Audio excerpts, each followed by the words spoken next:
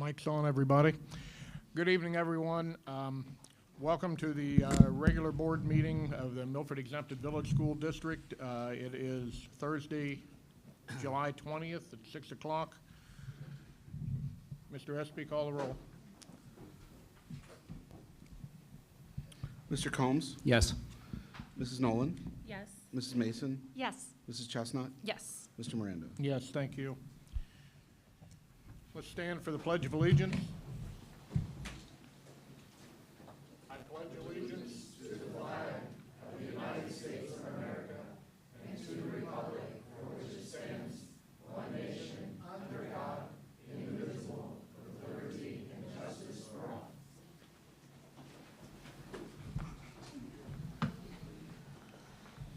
all. Okay. I need a motion to approve the agenda and the addendum that the board members have before them. So moved. Second. I would like to motion to remove item D5A4 to vote on it separately.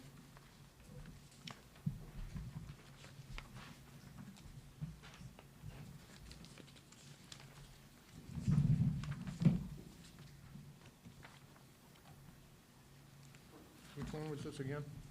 D584.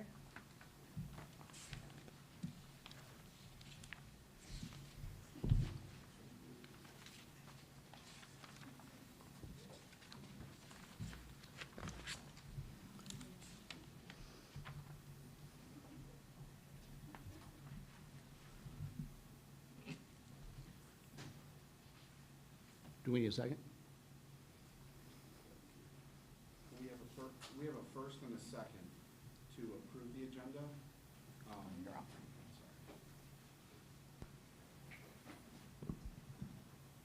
We have a first and second to approve the agenda, and then that came later. So I think we would need to have a discussion, take a vote on the agenda. Sorry, this keeps dying. So there was a first and second to approve the agenda. There should be discussion and then a vote on that, and then you could do another to break that apart. To amend it? Okay. Yes, since there was already a first and second. You comfortable with that? Make it a second part? I don't care as So long you as get- it happens. I don't care so how We it just need the happens. ability to vote on the adjustment, Yes, so. So we vote on the agenda that we have, and then we vote to correct. amend it. Since So- there was a second. Had there not been a second, we wouldn't have had to do that. So Okay. do we need a motion to change the agenda now? So there was a motion and a second to approve the agenda as is. Right. So we need to take a vote on that. Oh, got it. Okay. And then you could essentially make a motion to adjust that agenda first and second, take a vote on it. Or we just vote no to not approving it. You can do that as well. There just has to be a vote. I'm used to that, so call the roll. Let's go ahead and call the roll on this. Okay. Mr. Combs? No. Mrs. Nolan? No. Mrs. Mason? Yes. Mrs. Chestnut? Yes. Mr. Miranda? Yes. Now, same thing again. All right, I'd like to make a motion to change the agenda, to remove D5A4 and vote on it separately. To split it off, not to remove it from the agenda. To vote on it separately. Okay. So moved. Second? Okay, so we have a motion and a second. Any other discussion?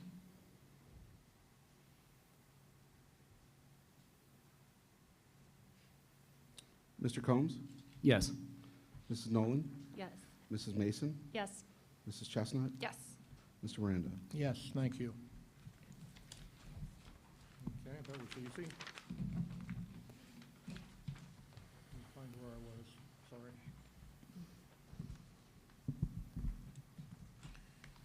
Okay, so now we need to approve the minutes from the regular board meeting of June 15th, 2023. So moved. Second? No discussion, let's call the roll. Mr. Combs? Yes. Mrs. Nolan? Yes. Mrs. Mason? Yes. Mrs. Chestnut? Yes. Mr. Miranda? Yes, thank you. Okay, we're moving on to item B, which is Board of Education business. We have two items on the agenda for discussion. The first is delinquent fee discussion, and to get a little bit of background, I believe that one of you two gentlemen will have a slide to put up. So, Yes, thank you, Right. President Miranda, members of the board. I did put together a slide with some of the other admin team to kind of go over how we got here with fees and what was discussed at the C&I Curriculum Instruction Committee meeting last week. So kind of a timeline here. There were discussions at the cabinet level, which cabinet meets every week. And we also discussed with principals about basically purposeful processes for collecting fees. This kind of came about because we've gone to a new student information system that we always refer to as a SIS, and it wasn't communicating with our older fees prior to being on that SIS.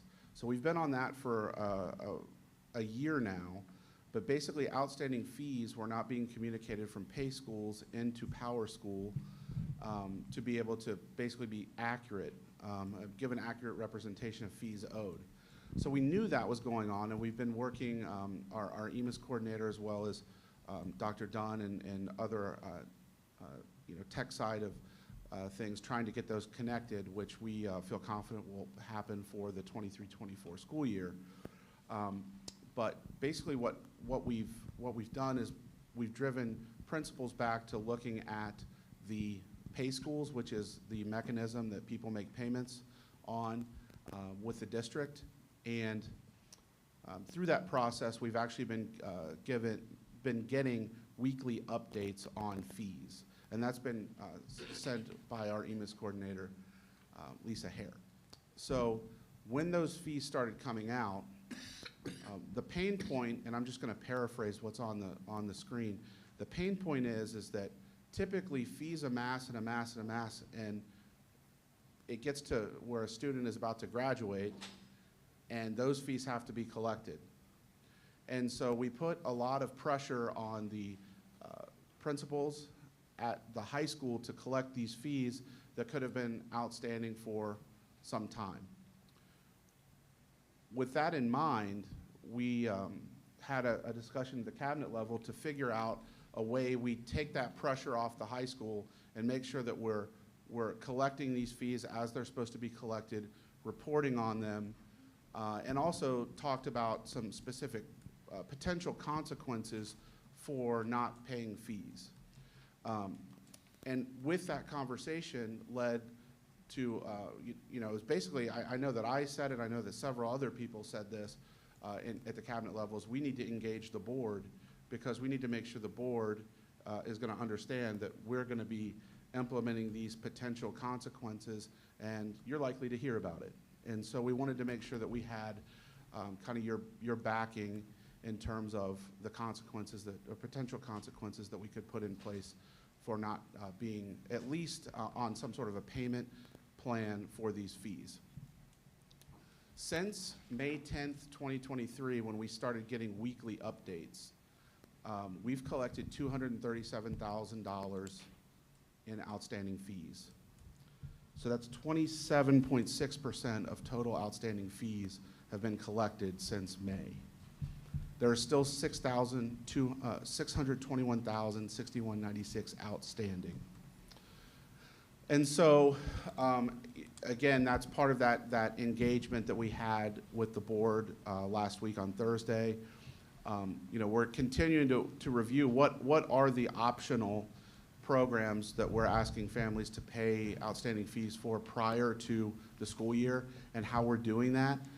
We're also, again, at the July committee meeting, engaging the board to make sure that you all know kind of what we're doing as an administration to collect these fees, and then also sending these letters via email and by snail mail to the families to make sure that they're, again, they're not being made aware for the first time, but they're being made aware again that they owe these outstanding fees.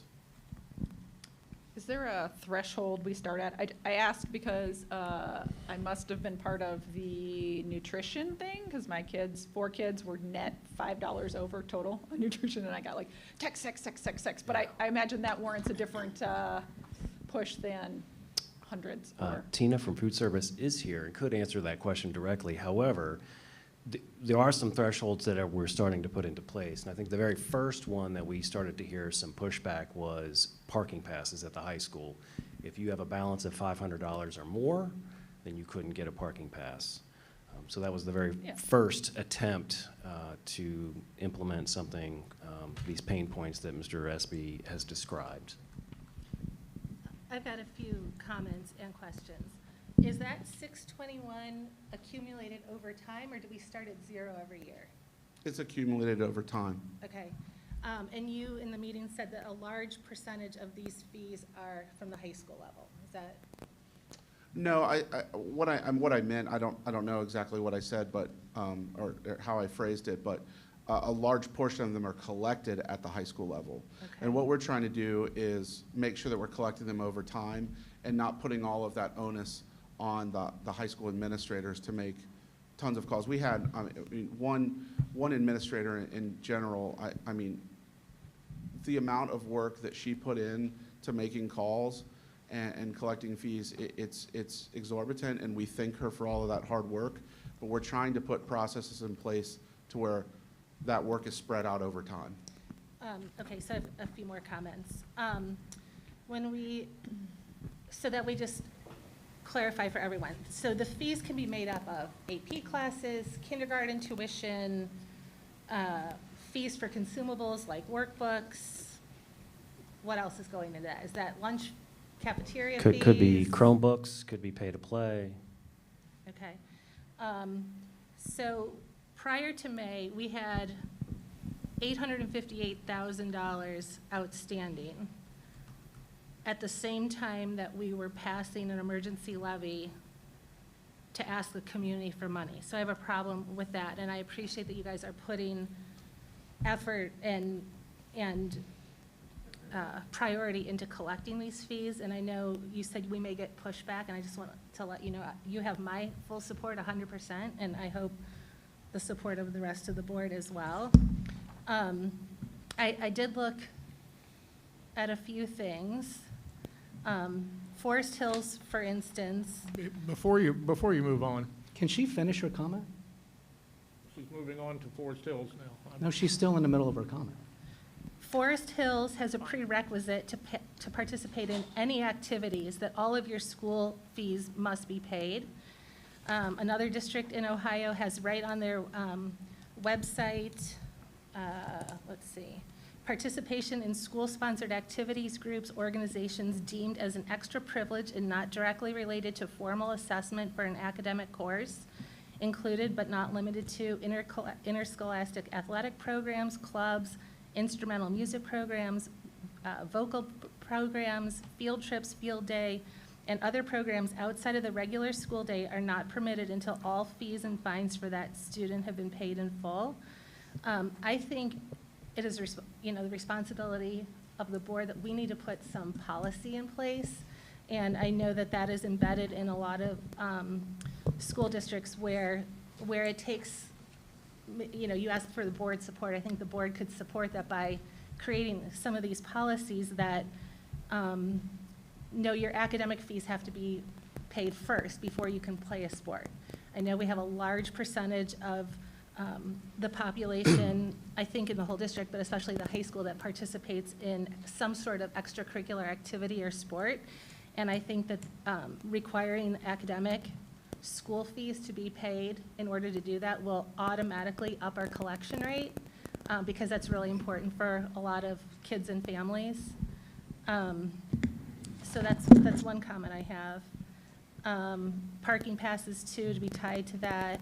And then the other thing I just want to note, that while all what we collect goes into the 009 fund, correct?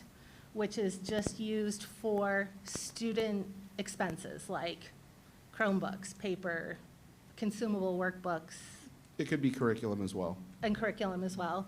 But I guess the point is, if we had 621,000 additional dollars in that fund, we could buy things like Chromebooks out of that fund instead of the general fund, which would then extend the life of the general fund. So I really think that on the heels of asking the community to, ante up for a levy, we really need to ask the families by putting policies in to up that collection rate. Yeah, I do want to point out, like you said, it is the 009 fund, and while we could do those things, we haven't in the past. So this is not something that has happened in the past and now we're not able to because we're not collecting funds. The fund balance has been around $1.6 to $1.7 million over the last 2 years. And that's because with curriculum purchases, it's almost like a savings account. If we're adopting a 5-year curriculum, we might essentially allow that balance to grow and then deplete it with a larger purchase like curriculum. But to your point, yes, we can potentially be alleviating some things in the general fund if this has a healthier cash balance. Right, and I think if the board adopts policies to put that in place, such as you have to pay these fees before you can participate in an activity, that helps to support you guys, and I hope the board would support that, because I would recommend that. I guess, first of all, Mr. Espy answered the question. The differentiation between the 009 and the general fund. The decision to go with the levy was, this wouldn't, if we'd have had this fund flush or not flush, this wouldn't have affected our decision to go with the levy or the amount, as far as I can tell. Correct. I mean, I think that we look at how we've done things in the past and use trends when we're looking at where we're going from a cash balance standpoint. You can make all kinds of arguments. I told you we had additional revenue coming in due to interest that we found out about and that I essentially negotiated with the bank after that levy was put in place. And so there's always going to be continual inputs of data in terms of revenues and expenses that we're going to have to keep in mind. I think the thing to keep in mind is this specific levy at no point gets us out of deficit spending. It's essentially, funding the district and keeping us out of fiscal emergency, fiscal watch, or caution for the next 3 years. Right, I understand that, but if how many $100,000 equate to approximately a mill? 1.2 million. 1.2 million equates to a mill. So if we are looking at $750,000 of $1 million, that's maybe half a mill we could ask for less? It's half a mil, but it's one-time money versus ongoing revenue. Okay. So there's a more complex calculation than that. I'm not going to. I want to be as fiscally responsible as we possibly can, which is why I think we started this conversation to begin with, and it's something that I started asking questions about, brought it to cabinet, and that's why I think we're discussing it right now. But yeah, I mean, anytime we bring in those outstanding fees or stay current on those fees, it's going to potentially help the district. I want to say I appreciate the recognition of this gap in reporting and that you guys have taken some steps to address it, because a year ago we didn't recognize that this gap existed, and I think that's all we can ask of. How reasonable is it to expect that 100% of these fees will be paid ever? I think it's unlikely that they're ever going to be 100%. That doesn't mean we can't strive to be 100%. I do want to do benchmarking with other districts, but part of me doesn't care what that result is because I know the team here is committed to collecting these. And I did want to point out for everyone that the fees do not apply to anyone on that qualifies for free lunch. And completes the paperwork. And completes the Yes. paperwork. So, but they could apply later if they hadn't completed the paperwork, correct? No. No, it No? does not go retroactive. I think there's a window of 60 days. Correct me if I'm wrong? 30 days. 30 days for Yes.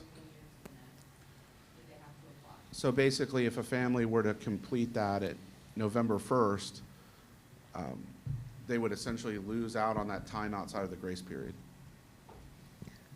I just had a question about the process. You had mentioned that a member of the staff was formerly following up with these delinquent accounts via phone call, and now there are going to be follow-up texts and emails. What is the process for that? Like, how does that work? So we actually have some limitations with pay schools because families can choose how they're notified. I verified that with my own child's pay school account. You can go in and say, if the account is within $10 or $20 or insert whatever dollar amount, you're going to receive a text and an email. So what we're trying to investigate is, can we force it to notify at a certain period of time? And that remains to be seen. That's some part of the integration that I think we're continuing to work on with Power School and Pay Schools. And please correct me if I'm wrong, Dr. Dunn, if I'm. You're correct. The issue isn't the current stuff, it's the past stuff, the stuff that needs to be in progress book, because it's. Sorry, I did not want to.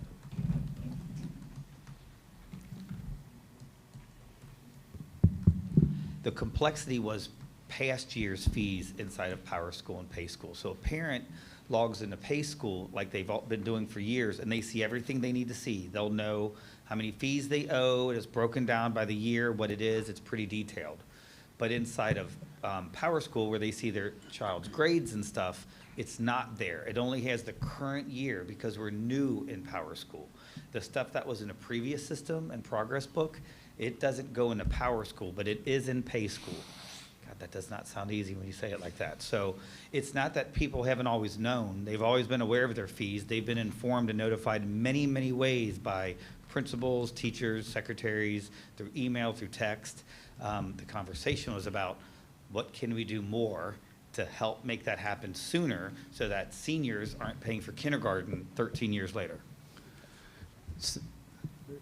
So we've been collecting fees for many years, correct? Correct. Our student population has remained roughly flat for a good 10 years. Is that fair? Yes. You could say roughly. Roughly flat.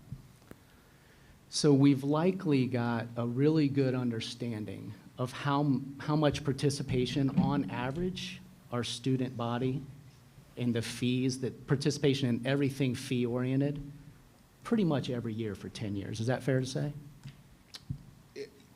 I certainly hope so. We were trying to pull some data from Pay Schools. They're going through a server update right now, and we're not going to be able to access it till the 24th. So I hope so, but I want to see that data before I say yes. So can you imagine where I'm going with this? Yes. Where I'm going with this very clearly is that we have had fee delinquencies for many years. Fair? Fair to say? Mhm. And that total to be collected is likely been roughly pretty similar every year. Is that fair to say? I would assume. So my interest is, we had $858,000 worth of delinquent fees that your staff ran hard after this year and did what appears to be a pretty good job of collecting. Was it 24 or 27%? 27.6%. 27.6% of that. That 858, how much annual delinquencies do we experience as a district on average? Because I'm sure it's pretty common. And that's the data that I want to get to drill down to. Because I'm seeing the total number. I'm not seeing how much was accrued each specific year. So, you know, I think we're going to run into, like we've seen many times during COVID, there were fees that weren't collected, so we almost have to throw those years out and go back as far as we can to establish a trend. I'm happy, totally happy to do that. The way that I looked at this initially was, we've got this issue, how do we solve it right now? Yep. This is a right now problem, and it's a team effort. It's been multiple people engaged. We've had a lot of conversations with it, about it, and, you know, we're committed to getting this down. My point is, I'm so glad we've uncovered the issue. I'm so glad we're running hard after it. We can't do anything about the past. To measure our progress against that, I really don't know if 27.6% is a good collection rate against that outstanding balance, and neither do you right now. Yeah. Right? Nor do I we just- know what the balance was to start. Like, Correct. if it had That's what I'm- been, So Yeah. I want a Yeah. commitment that when you get this information, this historical information, you're going to share it with us. Yes. Perfect. I mean, this is a problem, and, you know, unfortunately, fees to me are the same thing as a tax in some ways. I think anything out of your hard-earned paycheck, whether to the government, an educator, whatever the case may be, can be viewed as a tax. But these are things that our kids, I think, really enjoy. Like, these are extracurriculars, and I know some of them are even different than extracurriculars. But to Ms. Nolan's point, we've likely got to have a policy change here to put a little bit more teeth in this, because if you find out in 10 years we've had this recurring issue and it's not impacting our free lunch community, we just really need to double down a little bit more and make sure that our community understands how important this is. I mean, that's a lot of money. $858,000 to me is a huge sum.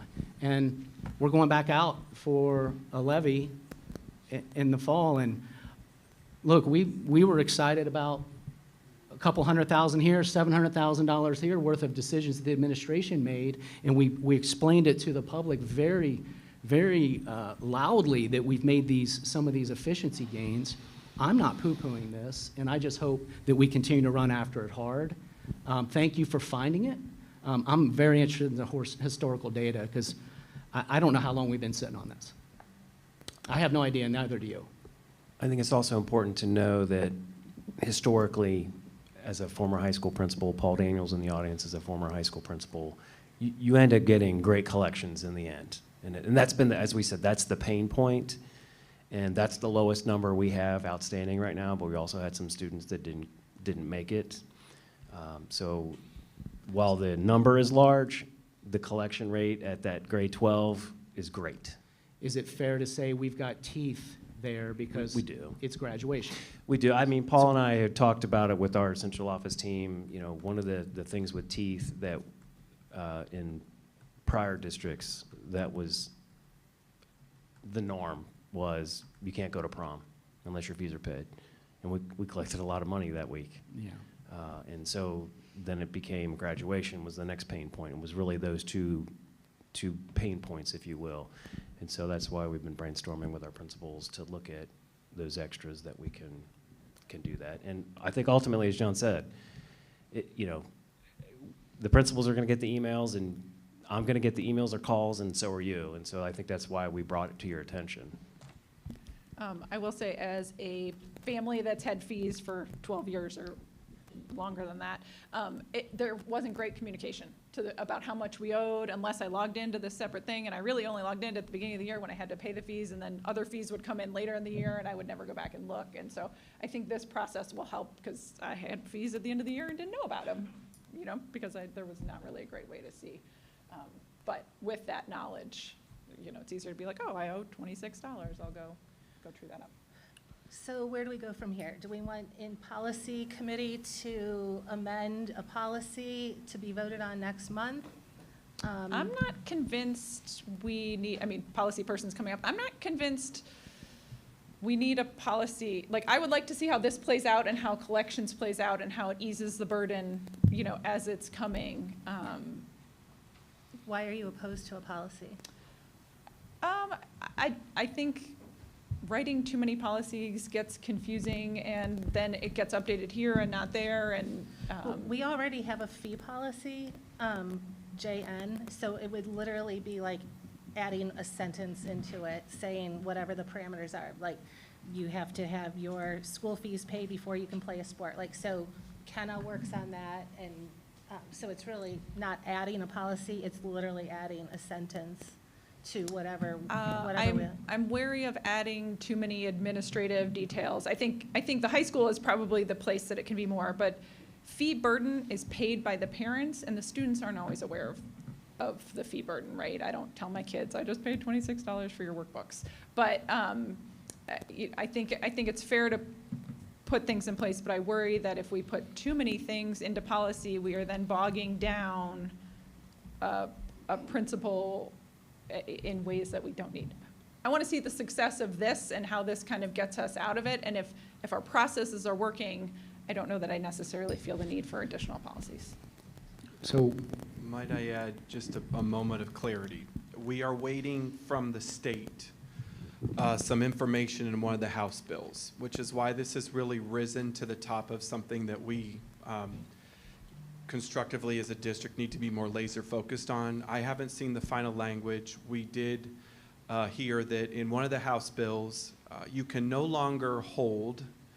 You really were never allowed to hold, like, if I owed $500 and I transferred from here to another district in Ohio, we would really lean into you and say, we're not releasing your transcript, your official record, until you pay us the money. We used to be able to maybe redact a transcript or a report card.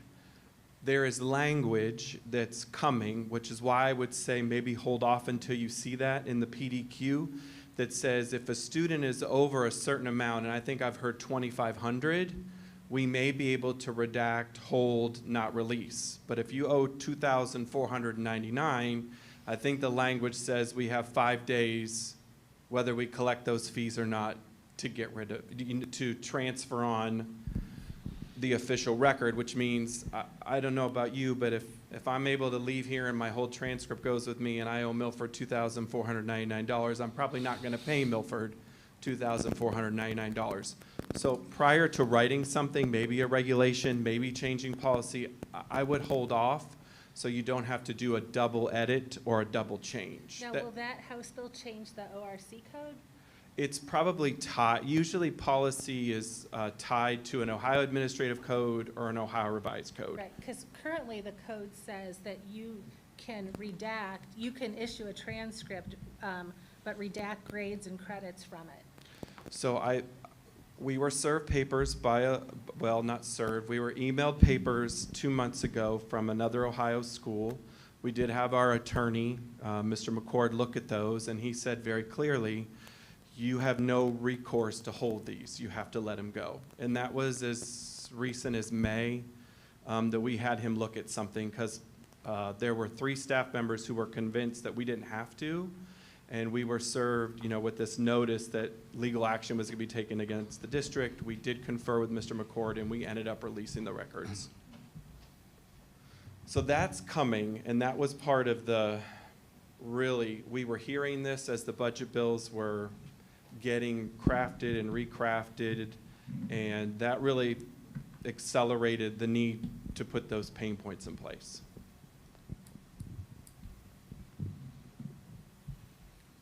we can always introduce a policy to change and vote on it as a board. That's what we do. Whether it feels unnecessary to some board members or not, that's what we do, so. But it does have to meet Ohio Revised Code. It does, and if, today it does. The policy change would meet that today. So thank you, Paul.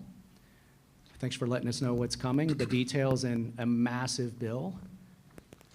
And I was just going to say, appreciate all the work that Mr. Estree's been putting into trying to do a deep dive and get as much information as he can and as much historical information as we can. It's a team effort. I do want to say it's a team effort. So, Absolutely, appreciate it, though. absolutely. But somebody has to lead the team. I mean, you've kind of become a bulldog on these things, and I would expect that not to change on this one as well.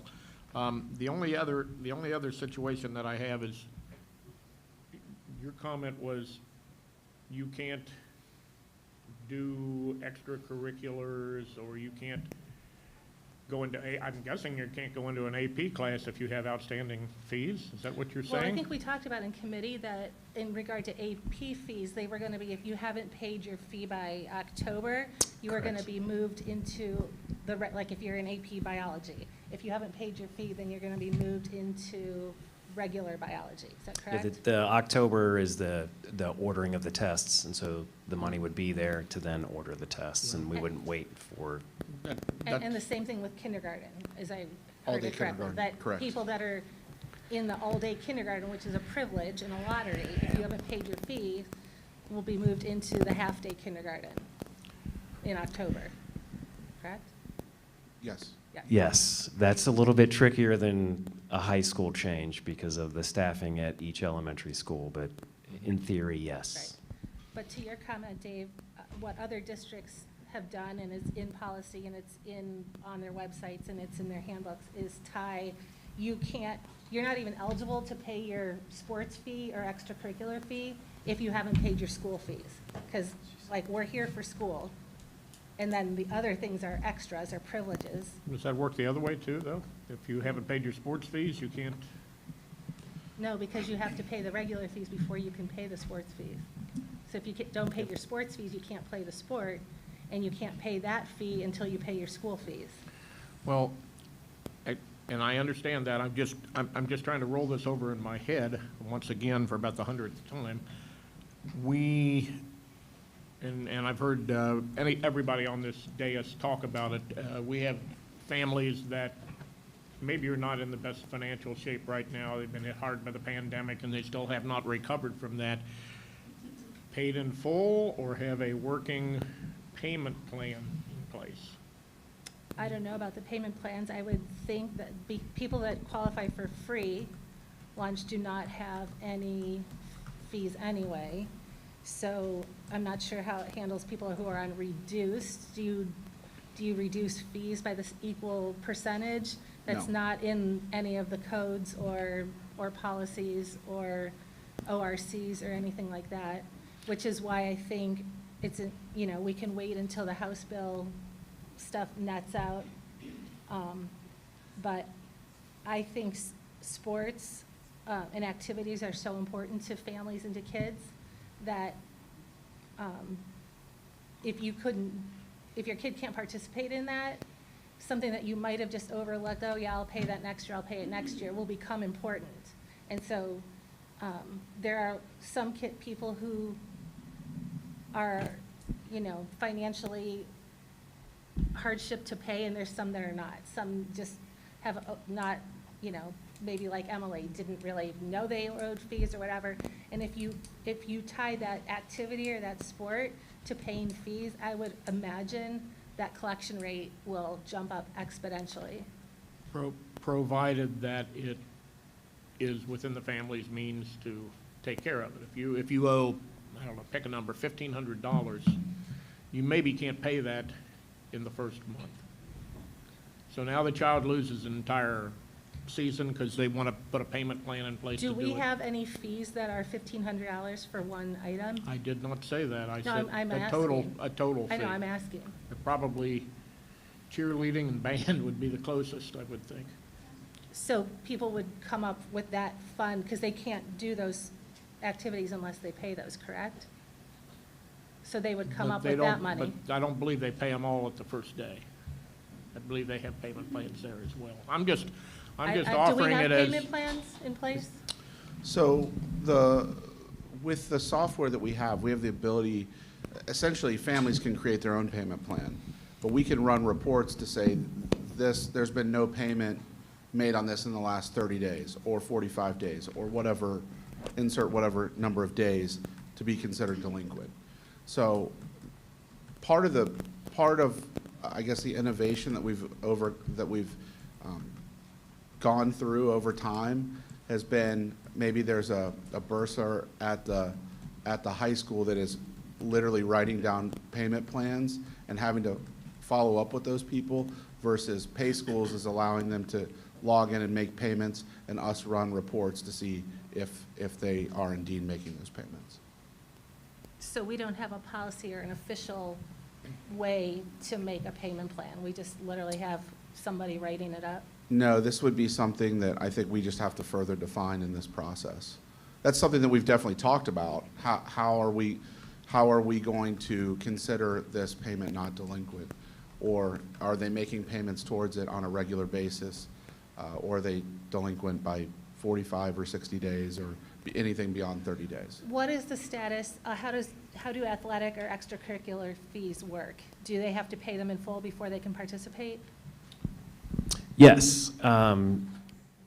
Mr. Kaufman and I met Fine Arts, and I think the example, the hard example that he gave was, usually like for football, let's just use football as the example, all your fees need to be paid by X date. There's typically someone else that can step in if you have to hold that child out.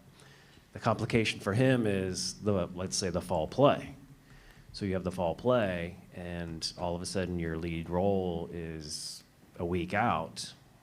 Then you have to stop the production if you were to pull that child. So they would have to pay before they start practices.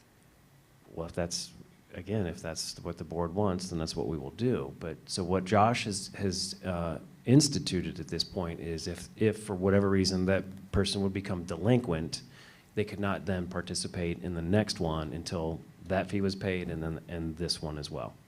So that's his mechanism to make sure that it doesn't happen. So to your point, Dave, if people can come up with the full amount to participate in an activity, you said people might have financial hardship, but they're coming up with the full amounts to play sports. I feel, since we're here for school, that school should be the priority, and then the privilege comes after it. That's my opinion. We're also trying, and I've heard Mr. Spicer say this, to provide a well-rounded education, which includes extracurriculars as well. So we need to be, there's nobody of the five of us that says, just forget it, we don't need that money, let's move on. We all want to get every nickel of it, but we don't want to do it in a way that creates hardships to families that have issues. No, we don't, but we're asking the taxpayers for a whole lot of money, and if we're going to include unpaid sports fees, then we need to be honest with the taxpayers and say, because I think a lot of them think that they're paying for academics through these levies. And, I think having a policy in place where if people want to have hardships, they can apply case by case on that. I don't know what parameters, but I think most people can pay their fees, because if there was some teeth where they had to pay them year after year to participate, you likely aren't going to get to that $2,000 range or $1,500 range that you said on academic fees. All valid points, no issue there. We just need to make sure we're not going to set this community on its ear by doing this. Lots of other communities ask for their fees to be paid. I mean, it's not like an unreasonable request. And again, we're not saying we don't want you to pay your fees. I also don't know what the follow-up is. I mean, they might have a policy on the website that says this, but they might not have a John and a program put together, which is why I think it's more important to see the program and what we're collecting and how we're giving tools to our administrators to go out and So whose policy would this be? Is this a financial policy? Is this a It would be under student curriculum? fees, JN. It's JN, it would be under JN, and then we would, Probably a regulation. Under that would be tied JNR. to JN.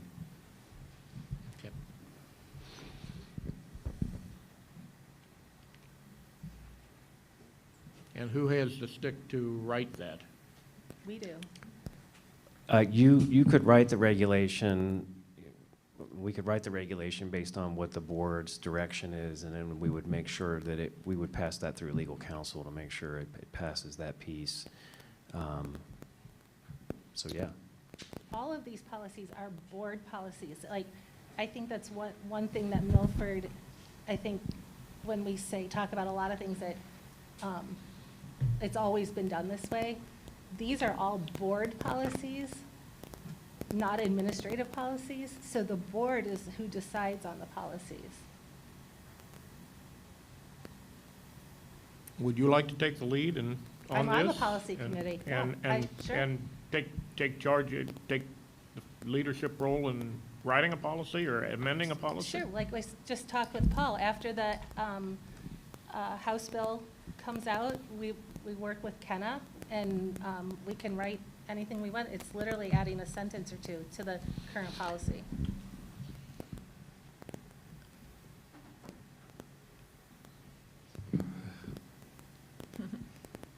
So what I can commit to for you is doing some research, seeing what we can pull together between now and C&I next month. If you would mind sharing the districts that you have with Sure. me via email or before you leave tonight, so I can pull those. And part of also the contract with OSBA is we can say to them, we're looking at a policy change or regulation, and they can guide you on which direction best fits. A regulation is how you enforce the policy. So they may say, you know, the board policy is this, and this is how you want it carried out and enforced. And then you could put things in there a little more specific to your liking. Well, we need to move forward on this, absolutely. It didn't get this way in a month or two, so it's going to take a little bit of time to solve it. But we're going after fees even as we speak, right? Every day. Absolutely. Every day we're still going after fees to try to reduce that 621,000. Correct. So we continue to do that, and then we try to get a policy in place that puts it out. But I think we need to get that in front of, John, is this something that might be advantageous for like a CAC group to look at? It certainly could. I mean, to write a policy and throw it out there without having somebody in the community kind of vet it, I think. We're the community. That's what we were We're elected We to were do that. elected to represent the community. So our job is to write policy or change policy. That's what our job, that's part of our job. I didn't say we And you weren't know doing how it. many policies this board has amended and written since I've been on the board? Next to zero. And we're learning our way, and if it means we're gonna write new policy going forward, that's what we're gonna do. You can vote on it or not. We normally don't vote alike. But we're gonna try to change something for the betterment of these kids and the taxpayers, and this looks like one of them. And I totally agree with Well, you on that. when you but- ask the question, who's got the stick? You know who's got the stick? We have the stick, and you've got the stick. That's who's got the stick. Not John, not the other John, not Paul. We've got the stick. That's who writes policy. So if it's a good one, let's discuss it and let's put it in place. It's And pretty simple. all I'm saying is before we put it in place, The have CAC some- has nothing to do with our let's policy. have some other eyes take a look at it. I'm not asking them to write the policy, I'm asking them to look for something that we might have missed or they might have an issue with that we're not thinking like them. Okay. Okay, do we have any other comments? Okay, let's move on then. The second issue on the Board of Education business is convocation. Mr. Spicer, would you like to lay things out? Or would you rather respond? Either way. I'll do whatever the board wishes. Okay, do we have any comments? Oh, I have comments. So when we were in our committee meeting last week, and forgive me, I am not prepared on this one completely because I was working on it this afternoon and got an email which frazzled me. We all got the same email. But anyway, in a nutshell, in committee meeting last week, Jerry asked a question about a convocation speaker and what the cost was. He had heard it was one amount and asked about it, and then John and Jenny replied that his amount was incorrect and it was going to be $10,000. So in that, we talked a little bit about that, and in that committee meeting, nothing was said about how that was going to be paid for. I found out since we've only had a keynote speaker one other time in the last 10 years for the convocation. And so Jerry had asked, basically, like, is this a good expenditure when we are running a huge deficit and just went out with an emergency levy? You know, is that a necessary expenditure? So that was on Thursday, the 13th. On Friday, the 14th, I sent a couple emails with questions. I found out later Jerry did the same. And we learned through John Espy that this convocation speaker was going to be paid for from the Claremont County Educational Service Center, who we contract with for special ed and special needs and what have you. So I asked some questions, public records requests from them, going back and forth, and kind of uncovered some other issues, which I think, again, needs some policy looking at from our point of view as a board. So I learned that, so when there was no conversation in the committee meeting about how this was going to be paid for, which is a little bit surprising, because I know, John, you're always like on top of everything, and no comment was made. So we learned the next day that it was going to be paid for by the Educational Service Center, and then I learned that there was a verbal request back in October for basically $218,000 worth of contracts for 3 different items. So anyway, I'm not fully prepared. I'm still looking at stuff, but in a nutshell, we are on the receiving end of that $218,000, so that's good. It's being paid for ESSER money. But I do have a problem with that dollar amount of contracts being out there on verbal requests. I know our contract with the ESC states in number 5 that any contract amendment has to be in writing. In addition, you know, we signed a contract for specific services that are checked off on boxes. We have to check them off. Any services over and above what we contract for has to be in writing by mutual consent from the ESC and the village board.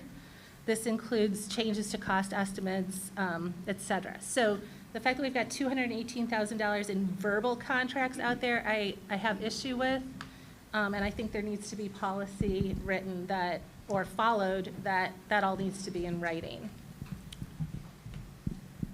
We don't have contracts with them for $218,000. That's ARP ESSER funds that's provided from the ESC.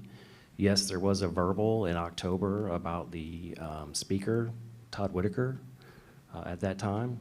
And so then later in the spring, letters was the other contract, and then more recently, Thought Exchange, which you have those as well. Mr. Espy provided those to you. I just thought it was odd that the superintendent at the CCESC said that he had that verbal conversation for 3 items to be paid for us, and he put 2 of them into place in the late spring, and he forgot about this one, and so I just thought the timing was off. I think some of the dots don't connect. The timeline is kind of skewed, that the PO was like just this past Monday, the 18th.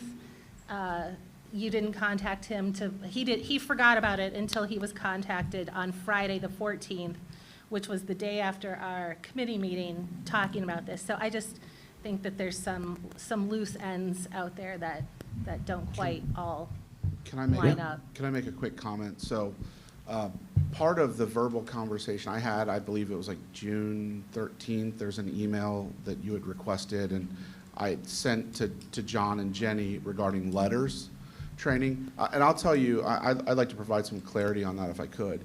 So Governor DeWine, in his recent budget, and really just things we've been hearing from the State House, is that he's focused on dyslexia.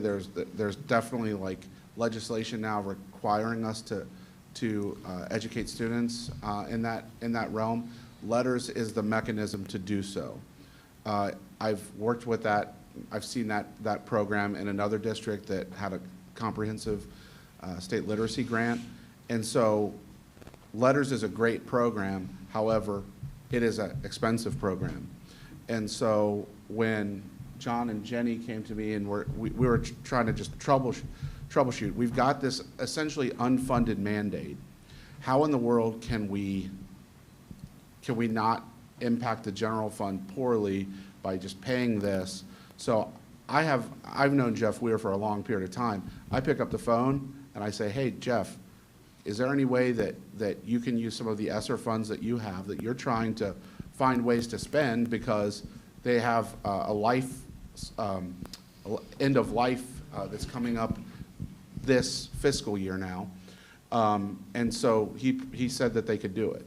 So that was in June that you talked about, right? That was in June for that specific item. Because his initial email said that he had the verbal request in October. So that's what I'm just saying. A lot of the timeline just doesn't add up. I think so- that's Yeah, very different. the October would be for Todd Whitaker. Okay, I'll have to read his email. I think he said all 3 requests were in October, so.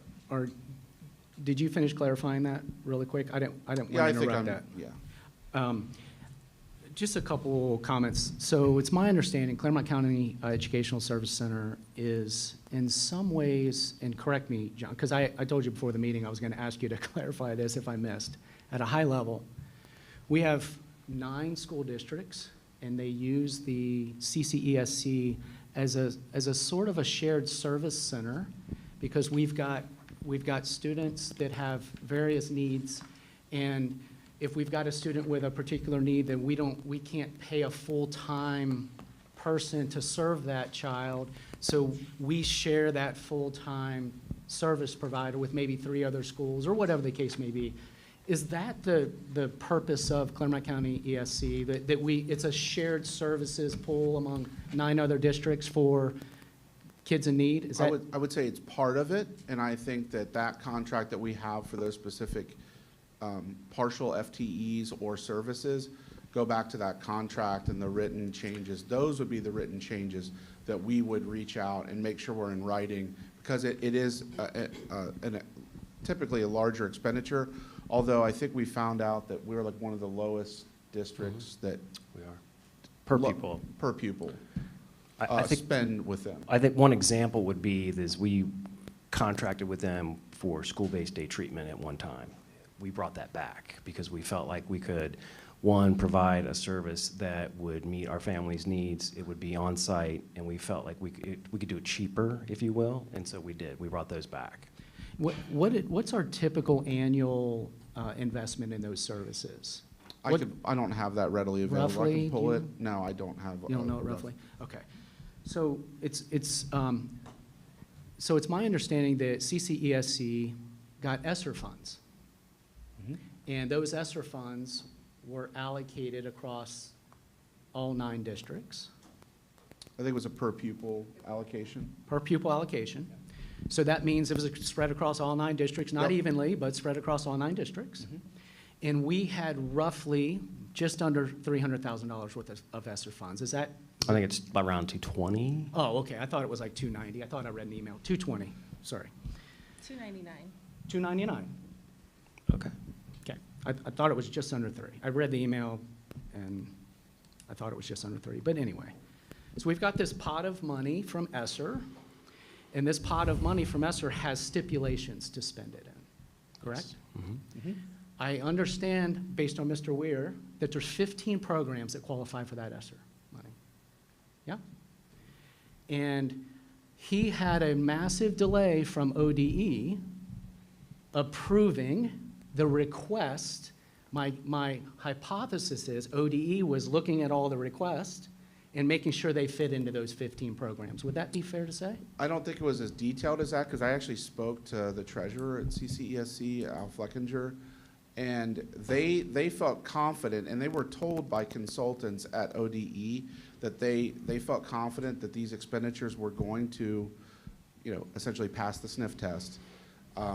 But he was they were waiting until final approval to get that, which is part of the reason why these POs have not been put in place until July, because when we deal with federal grants, and ESSER is a federal grant, much like IDEA or Title I, there are grant periods of time, and so we would have had to have everything encumbered by June, and they did not have that specifically in their budget at that time.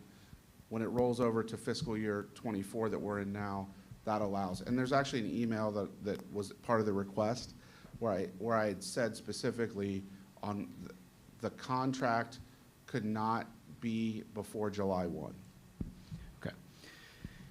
John, was it you specifically that had the conversation with Mr. Weir about the speaker and the verbal approval in October? Yeah, It was you. yeah, and Jenny was there too, I believe, because and she what- attends the Claremont County And ESC was that meetings with us. conversation that these ESSER funds, that the speaker was going to be paid inside of the ESSER fund money, correct? ESSER funds, yes. Inside of the ESSER funds. Where inside of CCESC have they paid for convocation speakers in the past with ESSER funds? I don't know, I don't work for them. Okay, I didn't know if you might have asked that question. I did not ask when that you- question. So the point of the discussion is we've got CCESC that we pay money to for services, that got ESSER grant money, and we didn't have this answer in committee. We got this answer over an email 2 days later. Correct. If we would have had that answer in committee, like we normally have very quick answers in committee, I said, how in the world and why are we paying $10,000 for a convocation speaker for a school district in deficit, asking for and put an emergency levy on the ballot in November? Why are we doing this? Crickets. 2 days later, I get an email that said, oh, we're doing that with Claremont County Educational Services Center money. It's not coming out of our funds. The fact that that wasn't rolled off the tongue so quickly, like almost every answer to every question I ask in committees, is quite puzzling, to say the least. It's puzzling. Then we start digging into how this is done. $300,000, we get a verbal in October. He submits the request to see if this stuff falls into the 15. He finally gets the request, and oh, by the way, we forgot about the speaker until recently. Jeff Weir said he Yeah, forgot. not we. He said he forgot about the speaker after you called him and reminded him of the speaker, right? Probably because of what happened in the committee meeting. Correct. Yeah? Wanted to make sure it was covered. And inside of the approvals from ODE, under what section of the 15 programs are convocation speakers covered? That's for Jeff Weir to decide. That is a question that they have to answer because they are the grantee. So when that conversation happened, which was before my time here, there had to have been some sort of checkbox that it checked. It's what I do when I'm looking at approving expenditures as a treasurer. If we're receiving federal grant money, I'm making sure that it's being used appropriately. Yeah. Well, we're going to continue down the path of researching this because it hit me very recently, because I'm very cost conscious. It hit me that why are we paying $10,000 for a convocation speaker? Why is that even something that we're going to explore? Even explore. I don't care where it's paid for, because to me, ESSER funds are taxpayer dollars coming out of everyone here's pockets. ESSER funds are not free money. It may not come directly out of your pocket today, but it's come out of there. So we need to be very careful how we spend ESSER funds. And from my understanding with ESSER funds, they're almost all associated with the virus, the pandemic, the COVID-19 effects on all of our students and our teachers. So I want to ask Jeff, how does ESSER funds fund $10,000, including per diem? $1,600 on top of that 10, so it's costing us $11,600, or Jeff Weir and CCESC $11,600. It's not your. It sounds like, John, it's not your question to answer. It is not. It's just surprising that even our administration asked to pay the $10,000 from CCESC with the shape that we're in right now. Yeah, you can speak in just a minute, because I'm going to finish. I'm going to finish because you do interrupt me quite regularly. John, I'm going to find that out from Mr. Weir, and we need to share that here when we find out that answer. How about the answer to his Yeah. answer to ESSER funds. Absolutely. Why the speaker is covered, and what it falls into that's under ODE approval. I'm going to find that out. It just doesn't sit well with me that we're spending $10,000 on a speaker for convocation. It just doesn't sit well. That's all. Am I allowed to speak now, Mr. Combs? Yes, ma'am. Okay, I haven't interrupted you, I was just raising my I'm hand just for talking a about the comment. past, not tonight. Okay. So I would like to say that you're a professional businessman, so you probably know this already. But professional development is a really important part of job growth, of people being happy. So, for example, I work for Cincinnati Children's Hospital. We do professional development series, trainings, like it comes in lots, professional development comes in lots of different ways. So I feel that our staff deserves the same professional development, which is why there is a training budget that we've included every year. So although you keep bringing up the levy and the deficit spending, which is how schools are funded for the state of Ohio, I believe that our staff are worth the professional development. And so if, when we approve the budget, if that's what they say for this year, we're going to bring in a speaker, when we do that cost across the district. That's part of what we give Mr. Spicer and the administration the ability to do. And I think that professional development for all of our staff is worth it. I want them to be happy here. I want them to grow, learn. There's also requirements for teaching certificates that include professional development and CPE or whatever they're called for teachers. So I'm glad that there was a method to co-fund or to fund that cost, but I 100% believe that professional development and investment in our staff is worth it. I have something to add to that. I was going to bring up some of the same things as Mrs. Chestnut, but I also think that this particular administration has worked very hard on our staff retention. They were recognized last year at the OSBA, presented Reimagining Human Capital for Today's Reality. It's something that this administration is very good at. And I know that we said that we didn't previously have any speakers in the past 10 years, but we did have a speaker in 2021. And I think that very much aligns with what this administration has done to make sure that we're retaining the staff. I had the ability to go to Convocation last year, and it was amazing, and I can see how it would excite the teachers, get them to work together, and really get them trained and ready to start the school year and be on the same page with all of our goals. I think that's really important. And I think especially in this climate, retaining staff is very important. It costs more to hire and train new people. It's difficult to find qualified people right now, especially in the science and math teaching fields, and that the people that we have hired here are good people. They are good at what they do. They prepare our students well, and we want to keep them. So I do think that this makes sense as an expense. And I am actually glad that we are reaching out to other people to cover these expenses for us. It's something the board has asked this administration to do. And if there were ESSER funds sitting there about to expire, I'm glad that we can make use of those ESSER funds.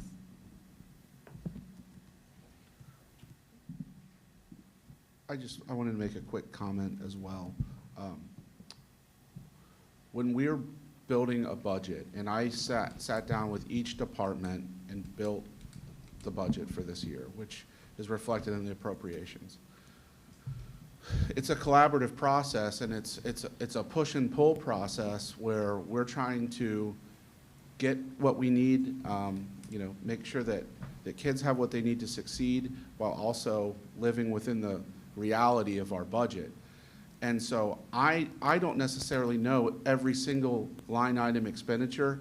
There are some codes that I know every line item expenditure. This one specifically is professional development. And I believe, and I don't have the exact number, but I'm pretty sure it went from 40,000 to somewhere around 25 or 20,000. So we reduced overall the professional development. Yeah. I'm sorry I did not have that answer in committee. Had I had it, I would have totally. It might have been 45, and some of that was a conversation about having set aside for admin to go and do some things, and I think the John Gordon stuff was some of the stuff that I'd shared with you. That was one of those things. But yeah, we reduced it to 20 this year. I'm just going to make one last comment.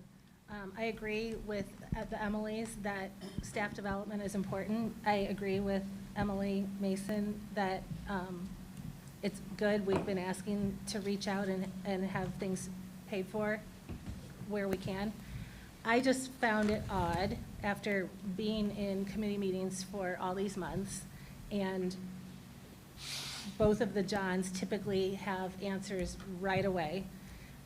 I just thought it was odd that in the committee, when asked how are we going to pay for that, nobody had an answer, and then 2 days later, we learned there was a verbal contract that you both knew about, because one was in October. John Spicer talked to him in October, and you said you talked to him in June. So you would have known, you both would have known about those conversations in the committee meeting on Thursday. And then, I just thought the timing was odd, that Jeff Weir had forgotten about this one until Friday, which was just the day after the committee. That's all. I just think the timeline is a little odd. The June conversation was for the letters, dyslexia information. That was on June 13th. That was my conversation. I did not have the other conversation. It was prior to my time with the district. And Jenny hand-delivered the letters to Jeff. Okay, whatever. So are you requesting that we use the professional development money out of our budget to pay for the $10,000 and not accept? No, I'm just saying that I think that it was odd that when questioned in the committee, how are we paying for this, that the answer was not, oh, I've already talked to them back in October, we have this lined up with CCESC. I just think that that was strange that we didn't have that answer, and then 2 days later, there was a verbal commit. I just think there's some things that just are odd about it.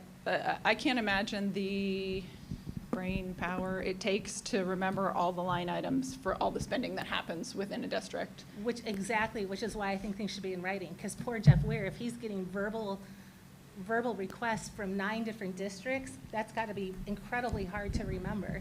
I'm sure there are a lot of conversations, not at my level, about how do we spend this money. I mean, you don't come one day and say, we're spending it this way. I mean, there's a lot of conversations that lead up to, I believe, any contract we have here. So I appreciate that they're looking for ways to co-fund some of the expenses or fully fund. Any other comments? Let's all take a deep breath and let's move on. Brings us to our first public participation. Or public commentary, do we have anyone? I have none. Okay. We have now completed page 2 of an 18-page agenda, so hopefully the pace will pick up from this point on. Let's move along to the Treasurer's report. Treasurer John Espy.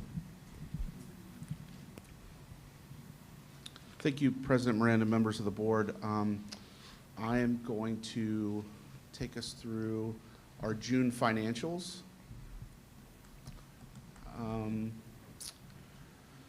We are all the way through fiscal year 23, so we're 100% through. Our total expenditures ended at 99.5% accurate when comparing to the forecast. Revenues also ended at 99.5% accurate when comparing to the forecast. The operating fund had $25,820.30 month-to-date interest to bring the fiscal year-to-date total to $586,334.41. The bond and COPS fund, and I do want to mention this shortly because we've actually split up all of these funds, the bond, the COPS, the capitalized interest. So what I've done just to consistently report this is add all that together, so it's an apples-to-apples monthly comparison. $226,570.10 in June, and then a fiscal year-to-date total of $1.242,764.09 for the fiscal year-to-date totals. When we look at fiscal year analysis, so I took the November filed forecast from 22. The projected expenditures over revenues were $3.46 million. We actually ended at $1.78 million.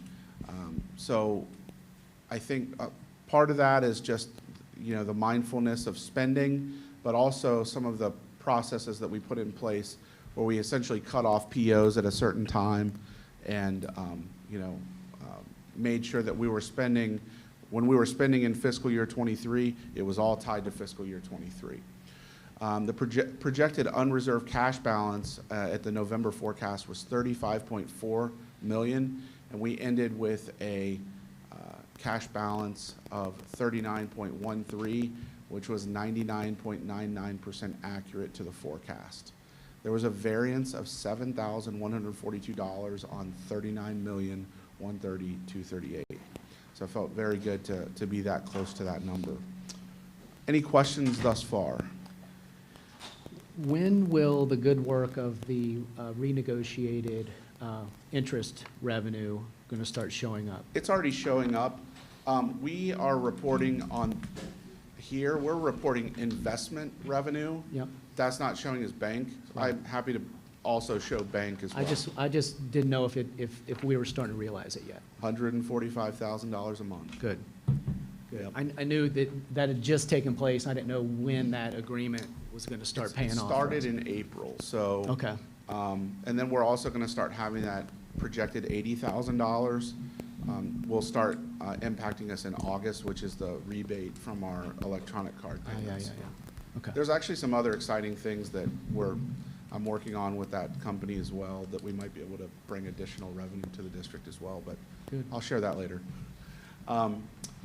Financial items in July, I just kind of wanted to give you an update of where we are as a department in the treasurer's office. So all budgeted and expenditures and revenues are entered into the financial software. That had not been happening before. And so now what I can do is I can enter all the expenditures and revenues and use the reports out of the software to create our appropriation resolution and our amended certificate. So I'll be bringing those to you every month, and it'll be about 10 seconds to generate those reports, as opposed to the hour and a half to 2 hours it's been taking to generate them. So that's a good thing for us in terms of efficiencies. Building new salaries into the payroll software for upcoming contracts, that's occurring. We have 7/1 starts, we have 8/1 starts, and then we also have the teachers starting mid-August with their first pay either at the end of August or mid-September. We're finishing up with state-required reporting and file submissions. We have to do what's called Period H financial reports that are sent in, and that's what the state utilizes to evaluate all of our expenditures. Also, we're continuing to create documents for financial best practices that we're going to be sharing. One, namely, is the kind of like a secretary guidebook for all of our administrative assistants that we're going to be rolling out at the beginning of August. We're also planning to move to a new financial software. That's TBA. We're working with the state to figure out when we could do that, but it will save the district at least $25,000 a year. Potentially could be closer to $55,000 once we transition our time clock software. I've also set up monthly one-on-one meetings with the treasurer's office staff, setting goals and things like that we've learned through our Gallup information that Jenny's been heading up. So that's all I have for you in terms of that financial report, unless you have any questions. Okay, I need a motion to approve the Treasurer's Board report as presented. So moved. Second. Discussion? The only thing I can say is, while it's been driven by inflation, interest rates are at about 5.3, 5.4%. So we're benefiting from that, and that's a good thing. And I'm so glad that you've taken that bull by the horns and worked it. So. I think it's important to know that in the way that we're doing our investments now, it's through like essentially an advisor, and that advisor, Red Tree, essentially makes money when the district makes money. So they're invested in putting us in the right buckets and the right investments. I still review all of those investments. They still talk to me about strategy. So that's another plus. Okay. Hearing no other questions, you want to call the roll? Mr. Combs? Yes. Mrs. Nolan? Yes. Mrs. Mason? Yes. Mrs. Chestnut? Yes. Mr. Miranda? Yes, thank you. Item D2 is the fiscal year '24 Certificate of Estimated Resources. This is required to be filed to the county auditor by the end of July. And this represents a fund level basis of all of our revenues that we expect to get this year. Okay, I need a motion to approve the FY '24 Certificate of Estimated Resources. So moved. Second? Discussion? Call a roll. Mr. Combs? Yes. Mrs. Nolan? Yes. Mrs. Mason? Yes. Mrs. Chestnut? Yes. Mr. Miranda? Yes, thank you. D3 is the expenditure side. So this is fiscal year '24 budget, and it's basically broken up into appropriations at the fund level. These are tied to our forecast and do have some contingencies in that I can move out of if there is an emergency during a month, but I'll be bringing these to you every single month. Any questions? So these will be presented to us every month, correct? Yes. The only reason I wouldn't is if nothing changed. It would be a waste of our time generating the reports and also the county auditor's time. But typically, we're moving something, even if it's a net zero change, I just like to do it because it makes sure that we're compliant with the county auditor. As we continue to drive it as much as we can towards lowering some of these, I just want to make sure that we're when I see the word permanent, that rattles me sometimes. So I'm just going to, so let me explain that a little bit. I appreciate that question. In June, you approved fiscal year '24 temporary, and part of, we have to have permanent appropriations filed by September. So we're just ahead of the game. Next year, I would love to go straight to permanent in June of the prior fiscal year. Okay, Yeah. thanks. That flashes yellow to me, that word. I get it. There'll be amended permanent appropriations every month. Okay. Okay, I need a motion to approve fiscal year '24 Permanent Appropriation Resolution. So moved. Second? Discussion? Call a roll. Mr. Combs? Yes. Mrs. Nolan? Yes. Mrs. Mason? Yes. Mrs. Chestnut? Yes. Mr. Miranda? Yes, thank you. D4 is actually part of D3, but we're required to bring these to you for the budget and purpose statements for our principal funds, the 018s. This is essentially where principals would do fundraisers at their building, bring in funds, and expend funds for things like field trips. It could be for like, playground equipment. It could be like incentives at the buildings and things like that. So each principal has returned that to me, and that's in that attachment. Okay, I need a motion to approve the 018 budgets and purpose statements. So moved. Second? Discussion? Is Call a roll. it- I'm sorry, Emily. Is this, at some point in the past year, we went back to organizations within our group, and I remember PTAs being part of it, that they had to submit their budgets, and is this part of that process as well, or not necessarily? No, those funds are separate from the district funds, and those are their budgets that they would submit for my review. And it's pretty much just making sure that, since we're allowing those entities to use our likeness, that everything's on the up and up. I'm not going to get, get all up in the weeds in that. This is specifically money that we hold in the 018 fund, so we are responsible for these funds. And now they all have budget and purpose statements, whereas they didn't before. I always view this as like the principal's fund. Yeah, I mean, that may be oversimplifying it, but they've got a fund and they're responsible and accountable for how it's. yeah, and I actually wrote their budget and purpose statements for them, and I told them they could keep that one or change it if they wanted, and they're miraculously all the same, so.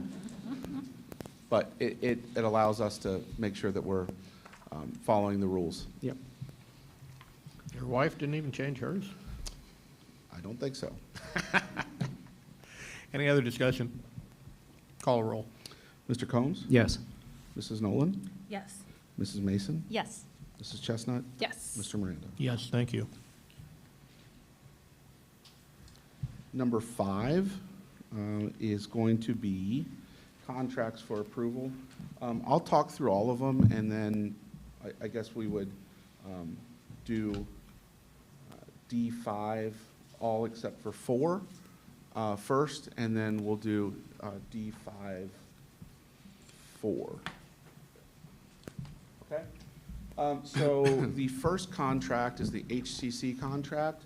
That is our Information Technology Center. They essentially help us flow all of our data to the state, and they also provide services in terms of software that we use and support for that software.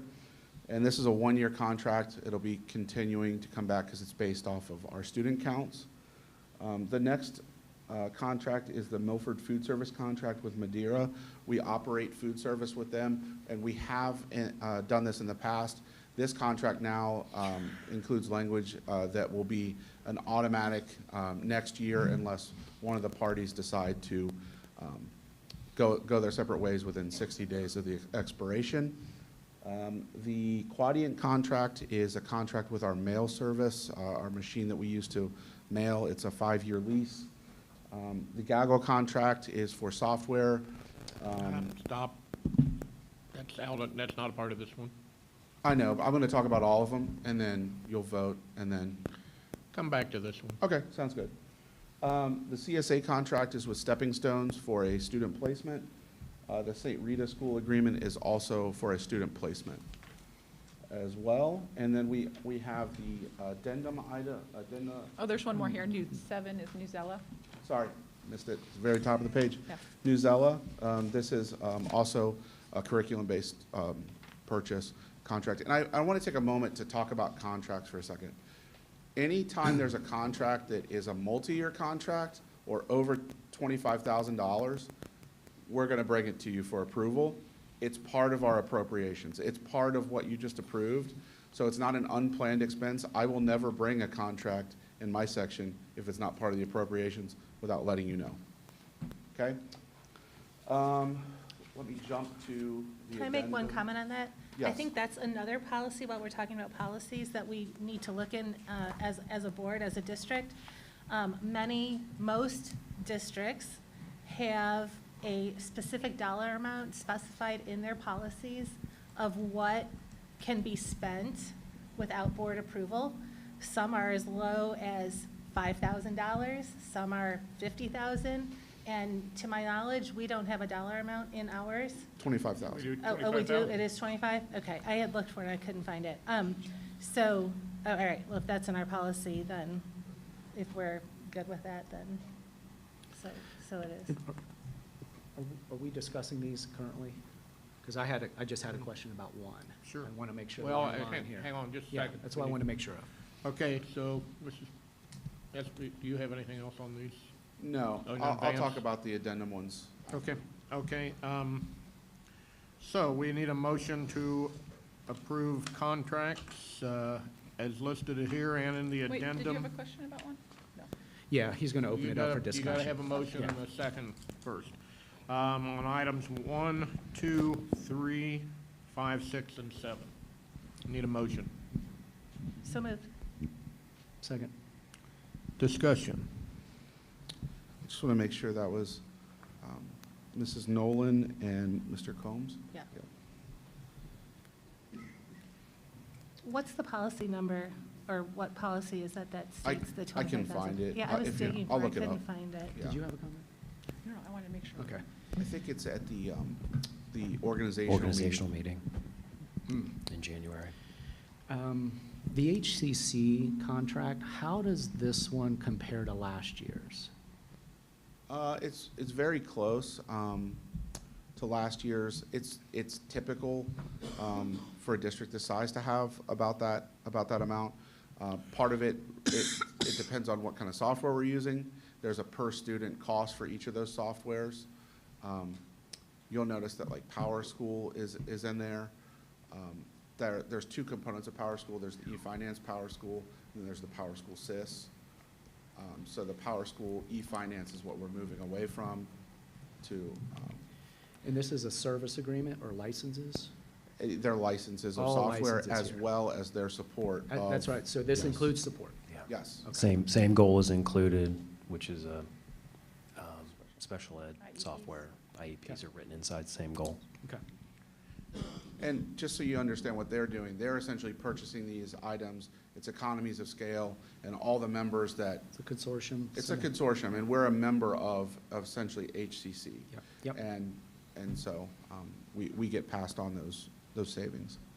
I'm just always curious in how these costs, move over time, and they rarely go down, and how much they go up, it should be important to all of us, and I wanted to know that, so. And we're tracking that because when we put in a new rec, we're essentially cloning the old one when we look at it, and then we can see right there what that increase is. You've mentioned to me in other districts that sometimes these consortiums aren't necessarily to our benefit, and the fact that, I think most are, but I think that you've found one or two over the years that may not be, not in Milford's best benefit, but maybe other districts, so the fact that you're paying attention to that, that's good, so thank you.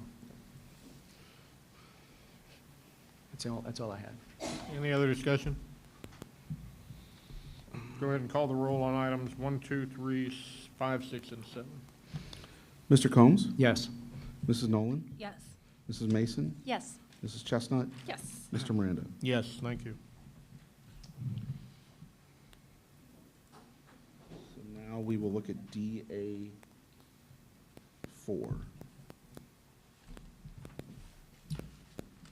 So this is a contract, and I know that you had asked me to go back and look at what the savings was that was tied to this contract. I think that was a question in the Finance Committee meeting.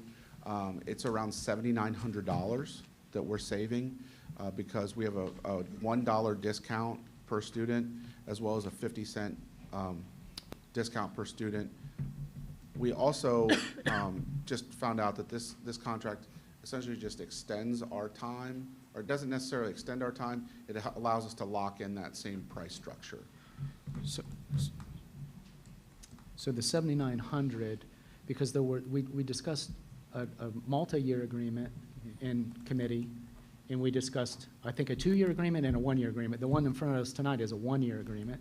So did the administration make a decision that we are not going to go for the 2-year agreement tonight, and it's going to be a 1-year agreement that we're being presented with? Is that correct? That is correct. We're just going to go with the 1 year. Okay. Okay, before we go any further with comments here, I need a motion to accept item 5, or do item 5, subject 5, item A4. So moved. Second. Now discussion. So, no surprise probably how I'm going to vote on this. My stance on Gaggle is the same for anyone watching or who cares to. There was a large discussion on Gaggle at the September 2022 board meeting. It's about 35 minutes long. Paul Daniels does a presentation followed by discussion. It starts at time 1:29. So there's that discussion, which can kind of get you up to speed if you missed it. So some other things that have come forward on Gaggle since then.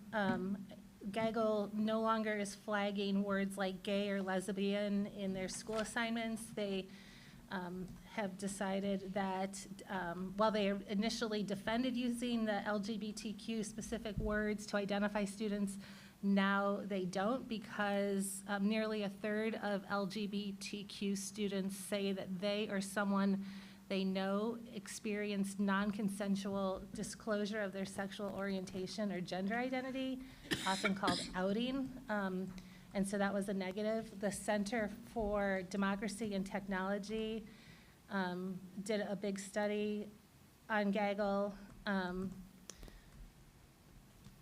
against using these words, which kind of goes to show that we don't really know what words are all being targeted by Gaggle. They still are using words such as sex, breasts, vagina. I don't know how that really parlays into safety, but I think while Gaggle is sold as under the guise of safety. There's a lot we don't know about it. There's a lot of surveillance, monitoring, whatever you want to call it. I personally think it's an invasion of privacy. We're dealing with minors, and it's being sent to an external cloud that we don't know anything about. The company recently did acknowledge that it can scan photos on students' personal cell phones if they plug them into the laptops. I know we discussed that back last September, so the company has now acknowledged that. Todd Feathers is a New York-based reporter that covers algorithmic decision-making and surveillance with particular focus on how technologies affect children, people with disabilities, and groups underrepresented in big tech boardrooms. And he tweeted on August 3rd of last year, you can go onto his Twitter if you want, and it will link to a study by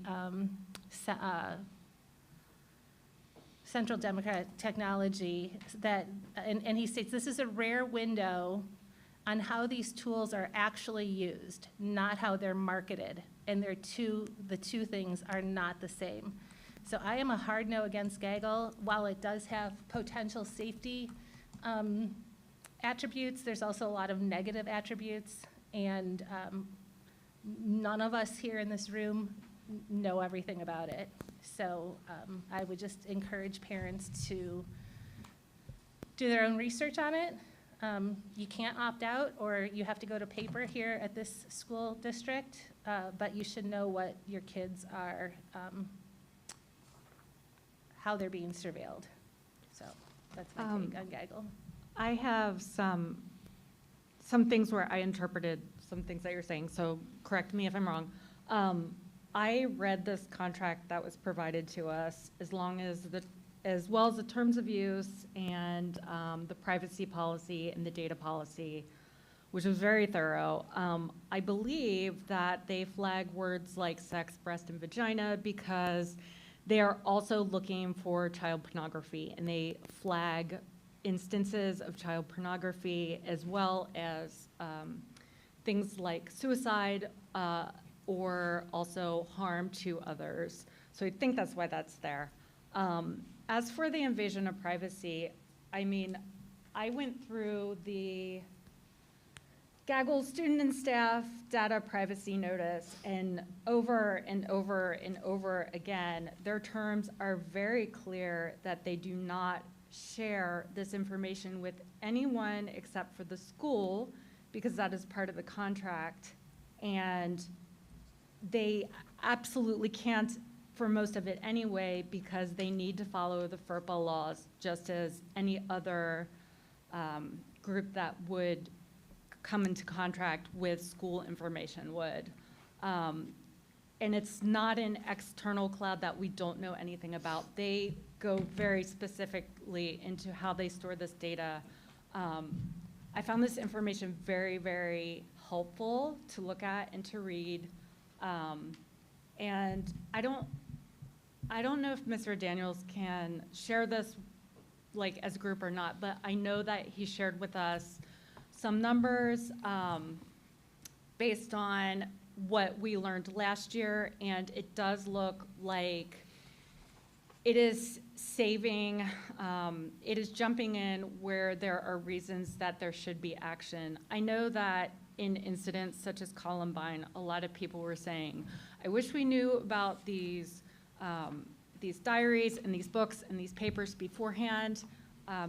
Gaggle is doing this. Gaggle is taking these threats and looking at them and making sure we follow up on them and making sure that our students have mental health resources to go to make sure that if we have these possible student situations that they're taken care of. And I just see it as another way of preventing violence towards others in our community and prevention of suicide. And I think that these are really very important things for our community and for our students.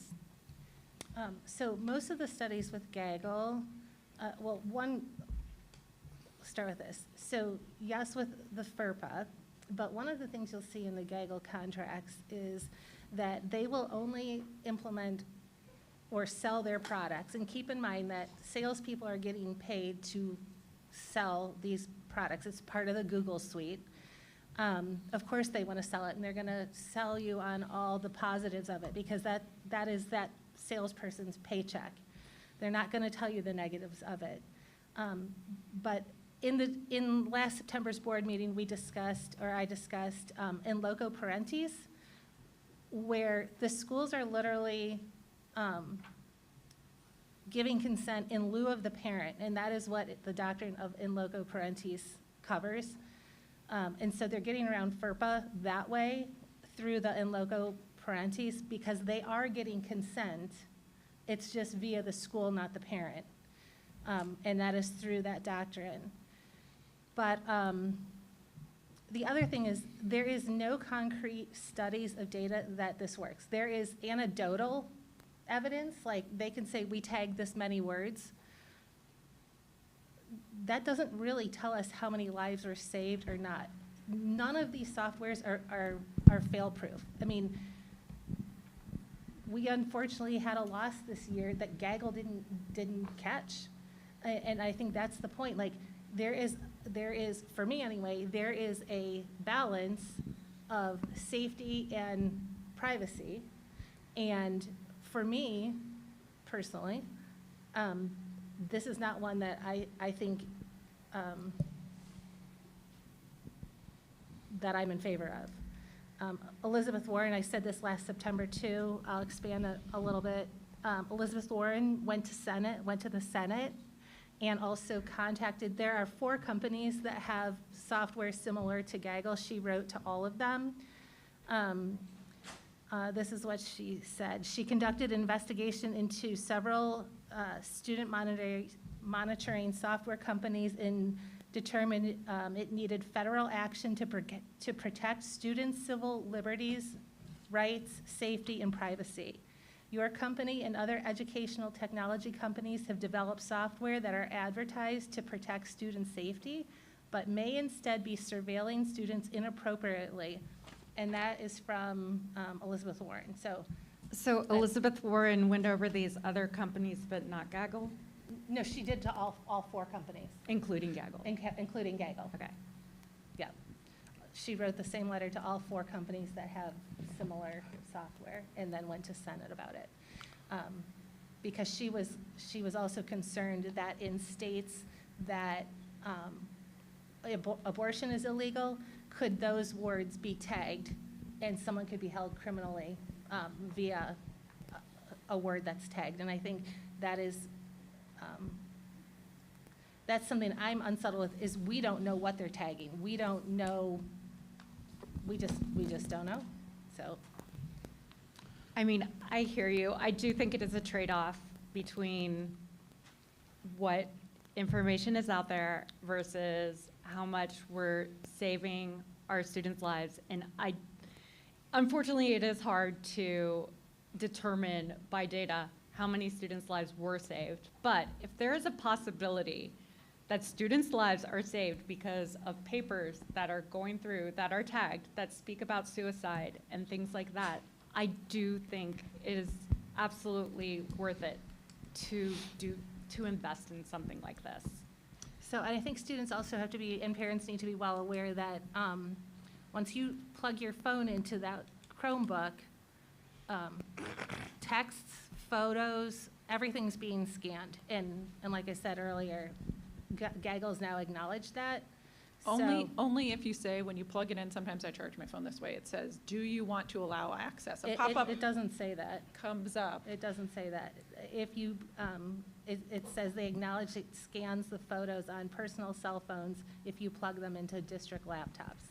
But it doesn't have a caveat, like only if you approve it, because that would defeat the purpose. Because who's going to say, yeah, please look at them? Because so it's, if you have to approve that, you're defeating the purpose of why you have it. Well, then I think. Our intent is not to scan phones. Our intent is to scan the Google Suite that they're Right, but it using. does scan their phones and their photos. I think Paul could confirm that I think what Ms. Chestnut is saying is that if you allow it to download your stuff to the Google Drive, then that in fact will be the case, and we have had that case, and I think we found some pornography because of that. If it would make anyone feel comfortable, I'll put Dan Yeager on the spot. He's here. He lives Gaggle, and he's made those phone calls, and he can tell you if it's worth the $29,000, if that's what you want. If not, you can continue the discussion. I think what I appreciate about Gaggle, if anybody who owns a cell phone or uses anything online has a sense of privacy, it should probably be shattered, because no matter what you connect to, once you pick up a phone, 100%. it's there. So I think that, and I think that our teens probably need a little bit more guardrails with what they're talking about and the impacts of what that is. What I appreciate about how Gaggle works is that it flags, and that, I mean, it's not like putting it on the public internet. It flags, and then that kicks off a series of conversations that start with the administration and then go from there. And what it does is that if there is a student at risk, an adult who cares about them steps in and has a conversation.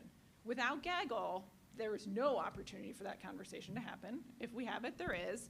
There is no way, and Mrs. Mason mentioned this, to know near misses. Like, there's no way to measure how many car accidents I didn't get in because of my anti-lock brakes. You can't prove a negative. You can't. And I Exactly. think one conversation that saves a student is worth it.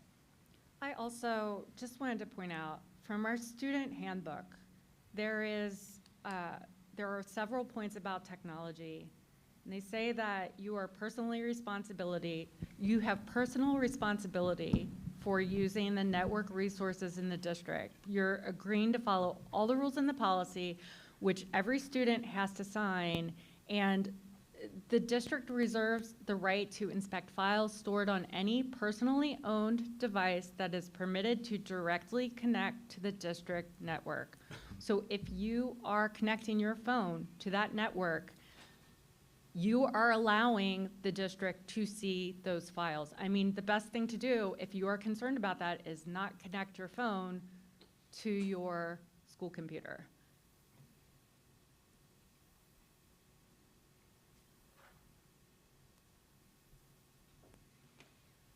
Any other comments?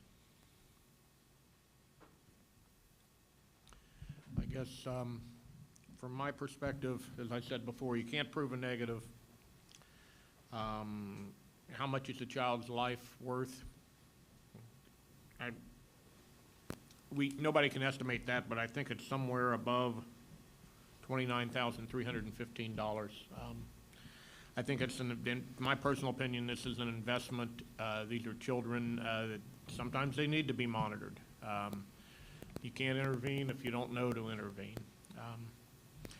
There are a lot of false positives, but it only takes one. And do we catch everything? Obviously, we do not. But how many do we catch? That's the way it is. So, have we brought this to? We have a first and second. We have a first and second. Any other comments? Thanks for looking into the changes, Ms. Nolan, of the Gaggle admission, because they didn't admit that last time. And my view hasn't changed. Haven't heard anything to make a change.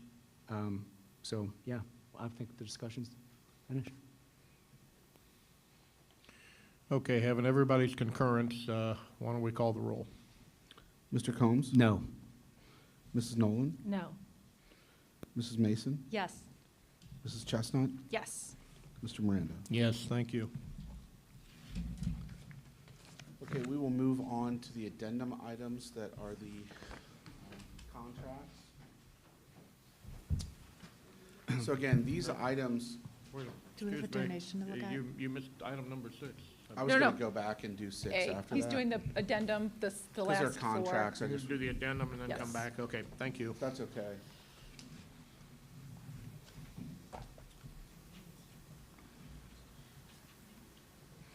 These contracts came in after the Finance Committee meeting. However, they are again, they're part of the appropriations. We received these, or I received these after that Finance Committee meeting, so we're bringing them to you so as to not create any delays with the start of school, since some of them are related to Schoology, which the district has used for some time as a learning management system, as well as Performance Matters. Savvis is part of a one-year extension, and there were some questions on like why would we entertain a one-year extension on this? It's essentially buying the district some time before the next curriculum adoption. So one thing that we started doing with Mr. Daniels and Ms. Davey and also Dr. Dunn was sitting down and looking at these contracts, how they essentially creating a 5-year forecast or a 10-year forecast for these curriculum items, and we're going to continue to do that. But that's what Savvis is. And then Edmentum is part of our credit recovery software that's used by the district, and this is typically a year-to-year contract. Again, these are all part of the appropriations. Okay, so I need a motion to approve the contract. So moved. Second. Discussion? So, John Espy, to be clear, all 4 of these, these are essentially renewals. Yes. Okay. Yes. And any glaring additional cost year over year here? No, they're actually less than what we projected when we budgeted. Good. It's rare. It's a happy surprise. Occasionally. I'm the miser. That's good. That's a good characteristic. Okay, any other discussions? Let's call the roll. Mr. Combs? Yes. Mrs. Nolan? Yes. Mrs. Mason? Yes. Mrs. Chestnut? Yes. Mr. Miranda? Yes, thank you. Okay, I will go back actually to the donations, which are part of the regular agenda. This was actually brought up, I think, in a Buildings and Grounds Committee meeting some time ago for the $6,000 donation for lights, stadium lights. We received it, so now we're actually just approving this generous donation from the athletic boosters for stadium lights. Okay, I need a motion to approve this donation. So moved. Second. Discussion? I just wanted to thank the boosters again for all their support of our athletics. Yeah, when we were going through the light process, I believe this got split up. This was actually, I think, half of the price of the ability for the lights to do shows. Mm-hmm. And I think at that time, we were talking about the Board of Education paying for the lights and the boosters and other parties paying for the show. So this is not something that's going on the back of the taxpayers. We had to replace the lights. The lights were done. This was an extra feature that we could get with our lights. So this is a good thing, and the boosters have come through once again. We'll call the roll. Mr. Combs? Yes. Mrs. Nolan? Yes. Mrs. Mason? Yes. Mrs. Chestnut? Yes. Mr. Miranda? Yes, thank you. All right, I will jump back to addendum item 2, the resolution to proceed. So I wanted to take a moment to explain the situation with this resolution to proceed, since you've seen it a couple times before.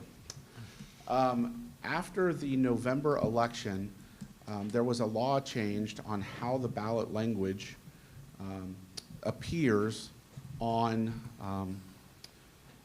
county auditor certificate, which then appears on the resolution to proceed.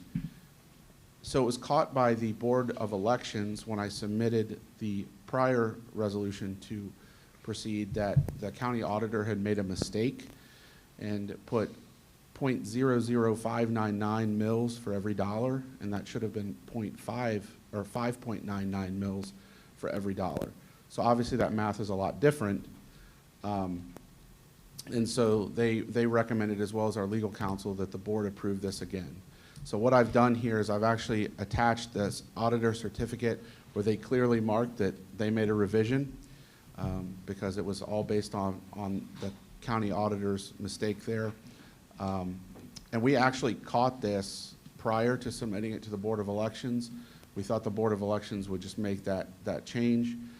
They did not, and so here we are again for an approval, but I think this leads to, again, why it's really important if you are putting something on the ballot to start early, so these things can be corrected if need be. Are there any questions on that? I'll have a comment in a minute.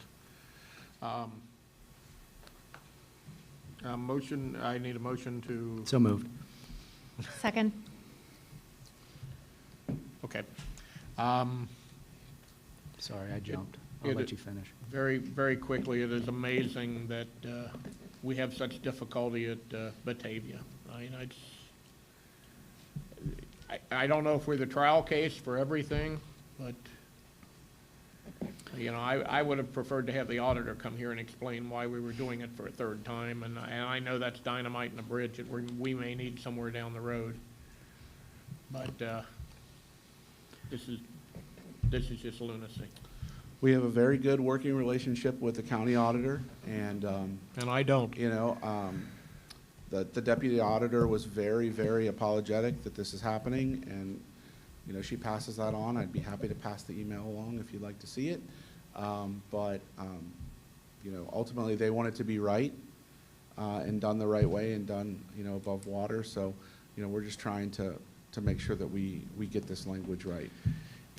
We are all imperfect humans, and I appreciate some grace given there. I'm sure I've sent emails that had wrong numbers and things like that. And while it's frustrating for us, we're getting it right before November, and that's when it's important.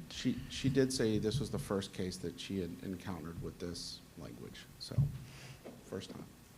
One last question. I know you can answer this. In the event that we have to go a fourth go-round, what's the drop dead date? August 8th. If we have to come back and approve a fourth resolution to proceed, I don't want to think about that, but it's August 8th. August the 8th. Yes. Okay. Quick clarity here. We've got two file attachments. One is the resolution to proceed that has been in front of us a couple other times, which is basically our approval to finally put that on the ballot. The second is the auditor admitting to the mistake, correct? Yes. And these are together.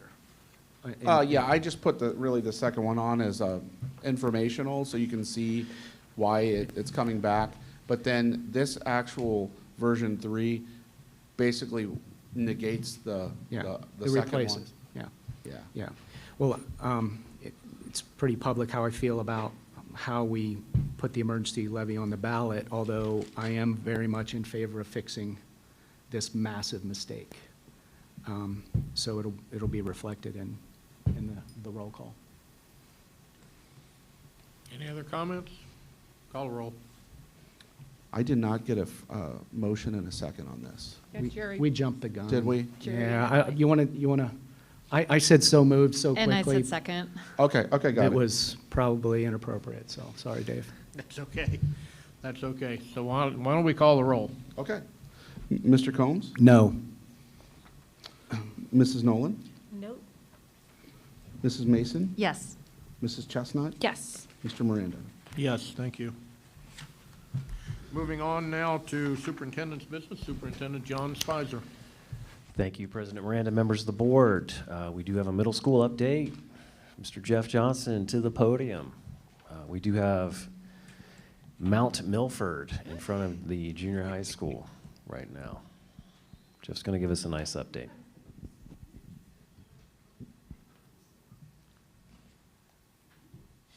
So I've got some updates. I think I'm kind of on the board agenda twice, so if we can just go through everything this time and kind of skip the second one.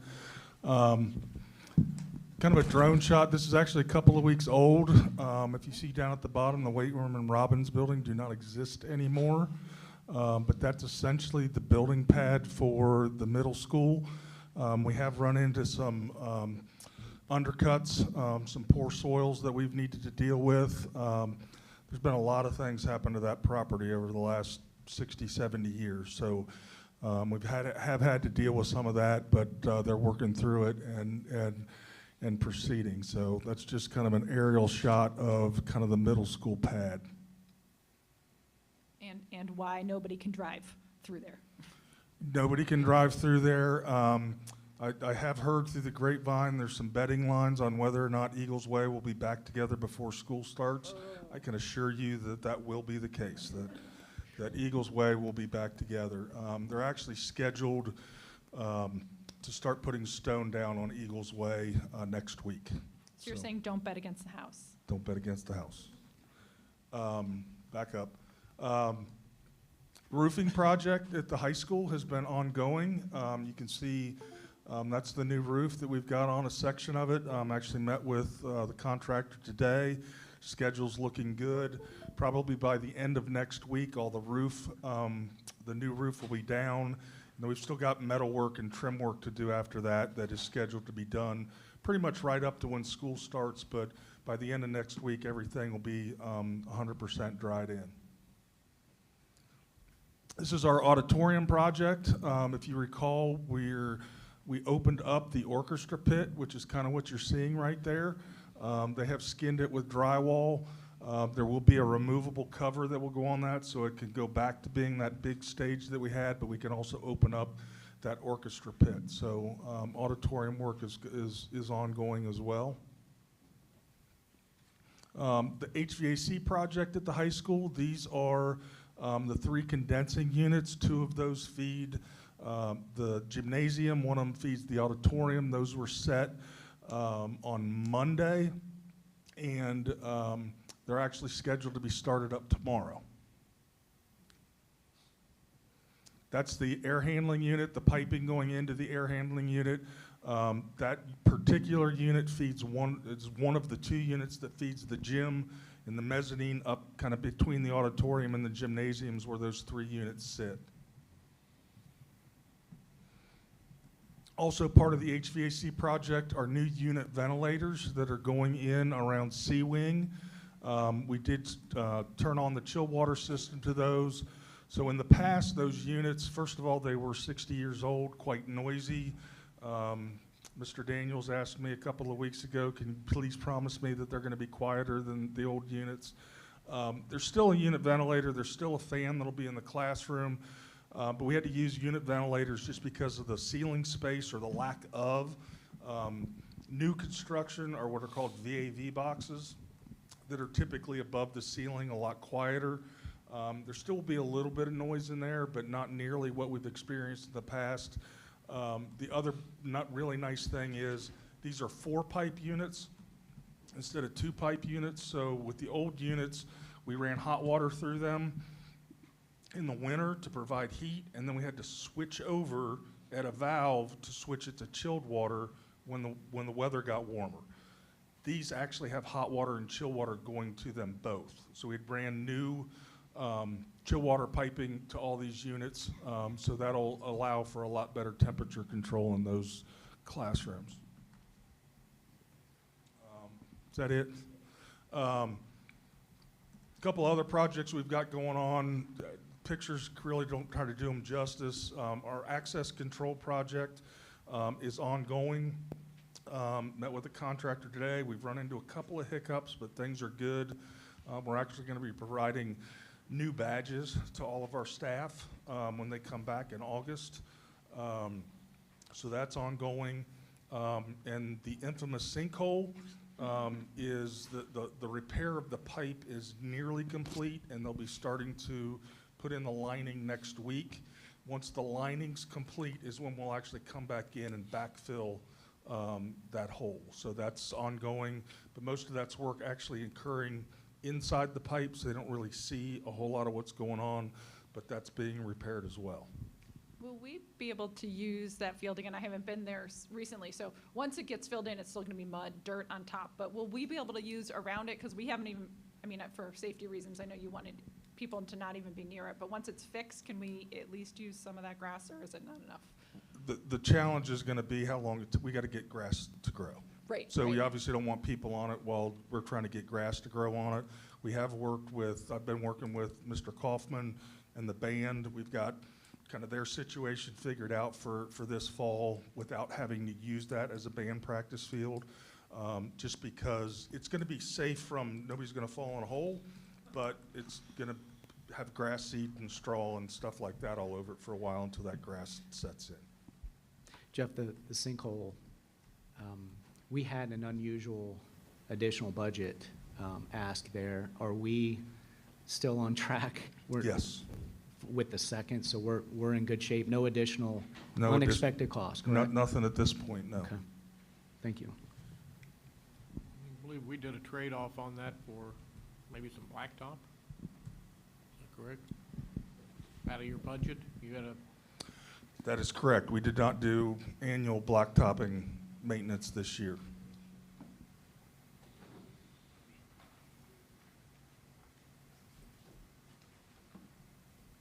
Any other questions?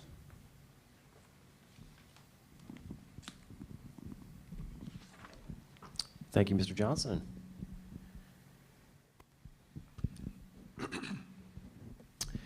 On to item number 2, a resolution for the waiver of the first reading of the 3 policies for your approval, GBH, IGDJA, and the regulation to go along with it. okay, I need a motion to approve these resolutions for waiver of the first reading. So moved. Second, Discussion, call roll. really quickly, Yeah, we're gonna, I just want to make sure Yeah. everyone understands why we're doing this. yep, That's all. I think we get, the second resolution will then, We'll but we'll go ahead. discuss. Yep, but go ahead, Paul. So when we met last month, it was important to all of you collectively to make sure that we updated the drug testing of students in athletics, extracurricular activities, and purchase parking passes. We needed to do it in one reading because in a few moments later, you're going to approve the handbooks and everything needs to align for the start of the school year.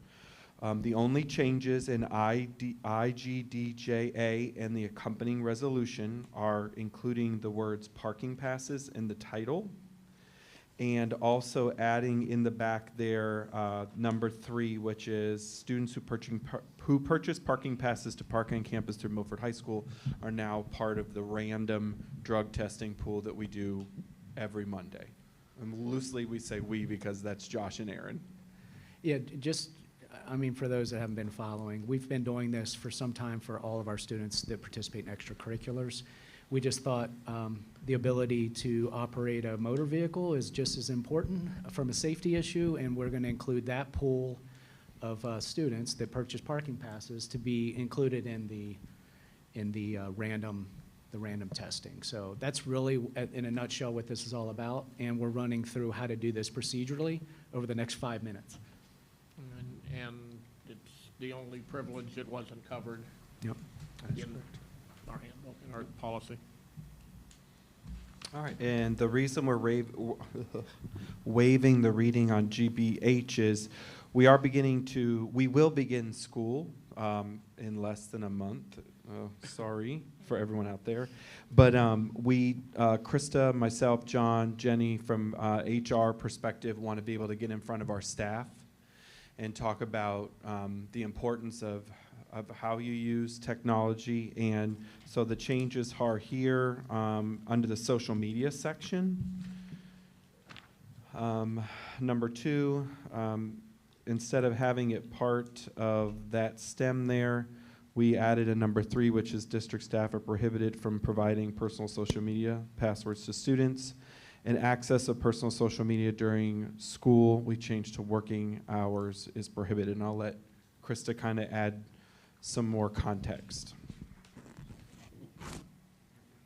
So for number 2, we had a really good conversation in committee last week, and we, as a result, have added some specificity around not tagging or identifying students if it is not an official account, which would be an official district account, or a professional account, which we then defined, just so that it's really clear. And then, as we were talking to council about that change, they also recommended an exception, just because you never know what can happen. I can give you a real-life example of that. Last year, a student reached out over direct message, an official account, talking about bullying. They were not comfortable continuing that conversation, but wanted to text me. So in this instance, would get John's approval to do that, or he would say, no, I'm not comfortable with that. It was resolved. Principal at the high school handled it. But that's just an example. You never know what kind of odd things are gonna come up, so that's why that's been added. So are both of these included, Paul? Our initial and wave? Because we've talked about both of these, so we're lumping them both together, correct? All three are lumped. Okay, all three are All lumped, three are lumped, okay. and that's why it says,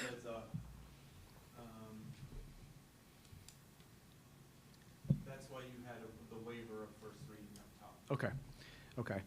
And are we in discussion now? I've lost the Yes, ball. yes, there's a motion and a second for Okay. E2. I just For want number to, 2, correct? I just want to thank Ms. Nolan for flagging actually both of these issues and bringing them up in committee. I think it's prudent. It's really good for the safety and privacy of our kids. And it's just another step to making the district better. So just a tip of the cap, Ms. Nolan. You brought this to our attention, and we openly discussed it as a team, and we'll see how everybody feels about it in a couple minutes. But yeah, thank you. We have a motion and a second, correct? Yes. Call roll. Mr. Combs? Yes. Mrs. Nolan? Yes. Mrs. Mason? Yes. Mrs. Chestnut? Yes. Mr. Miranda? Yes, thank you. Under item 3, asking for your approval of the 2 policies and regulation that you just discussed. Need a motion to approve, second reading? So moved. Second.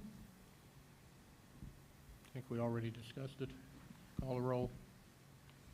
Mr. Combs? Yes. Mrs. Nolan? Yes. Mrs. Mason? Yes. Mrs. Chestnut? Yes. Mr. Miranda? Yes, thank you. And finally, under number 4, policy, we have a first reading of the policies under A and a first reading policy for rescission under B. Okay, I need a motion to approve the first reading of these policies. This is just an information item. Yeah, it's informational. You don't have to vote on this. It's a first reading, and then if you have any questions, you can ask Mr. Daniels. I'm in a voting mood. Any comments? Okay, that moves on us to the human resources business. Mr. Spicer. Thank you, President Miranda, members of the board. Human Resources, we have items 1 through 8 for your approval this evening. Okay, I need a motion to approve where we pick up pace here. So moved. Second. Discussion? Yeah. There's a lot here. Yeah. There's much.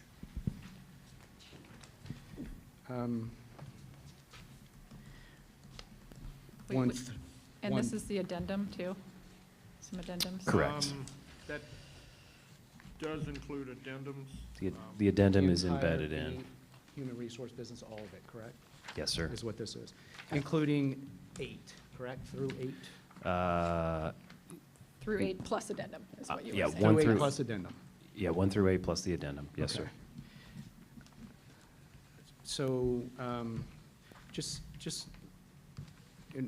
we've got a first and a second, so it's discussion time, correct? Yes. Okay. This board received an email this afternoon that I can't get into a lot of specifics right now, but I will say that we had to adjust the agenda because of some very serious concerns inside of one of our programs. And I just want to make sure that this community understands we're going to be looking very, very hard and deep into all of this. I've received some communications about this. The administration appears to be very willing to discuss all of it. I received some information that was only partial during my ask this week, and we're going to be waiting on some additional folks getting back into the district and off of off of vacation to ask more questions. I just think it's really important for this community to know that if anyone, teacher, administrator, parent, student, has a concern, there are channels to go through, which have been widely shared through the administration. But I also want everyone to know that this board is open to hear. And we're very open to hear this. And once it's in our inboxes, or once you've shared information with us, we're going to look very deeply into it. And I assure you, this is one of the reasons I'm a little bit maybe more cantankerous than normal, is this information I received this afternoon. It was Horrifying. yeah. I mean, you just have my commitment that we're going to dive very deeply into this, and it appears that our administration is very, very willing to walk along with us, and I'm appreciative of that. And I think the other thing to note is, once the entire board is aware of horrendously egregious happenings, we are also liable and responsible for acting appropriately to that. And as always, emails are public record. It derailed me today. It was bad.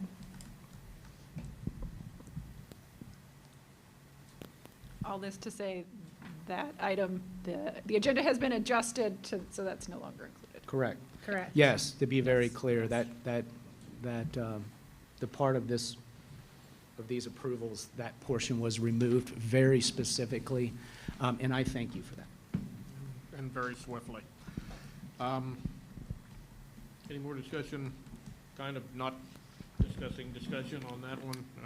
We So just I'd like to can't. move on here before we do much more. Item 3B, which is the approval of administrative hirings. We do this regularly. We have these people, they're typically here. One of the reasons I'm highlighting this is one of the two people on that list, Mr. Metzger, spent time in our Teacher on Assignment program last year.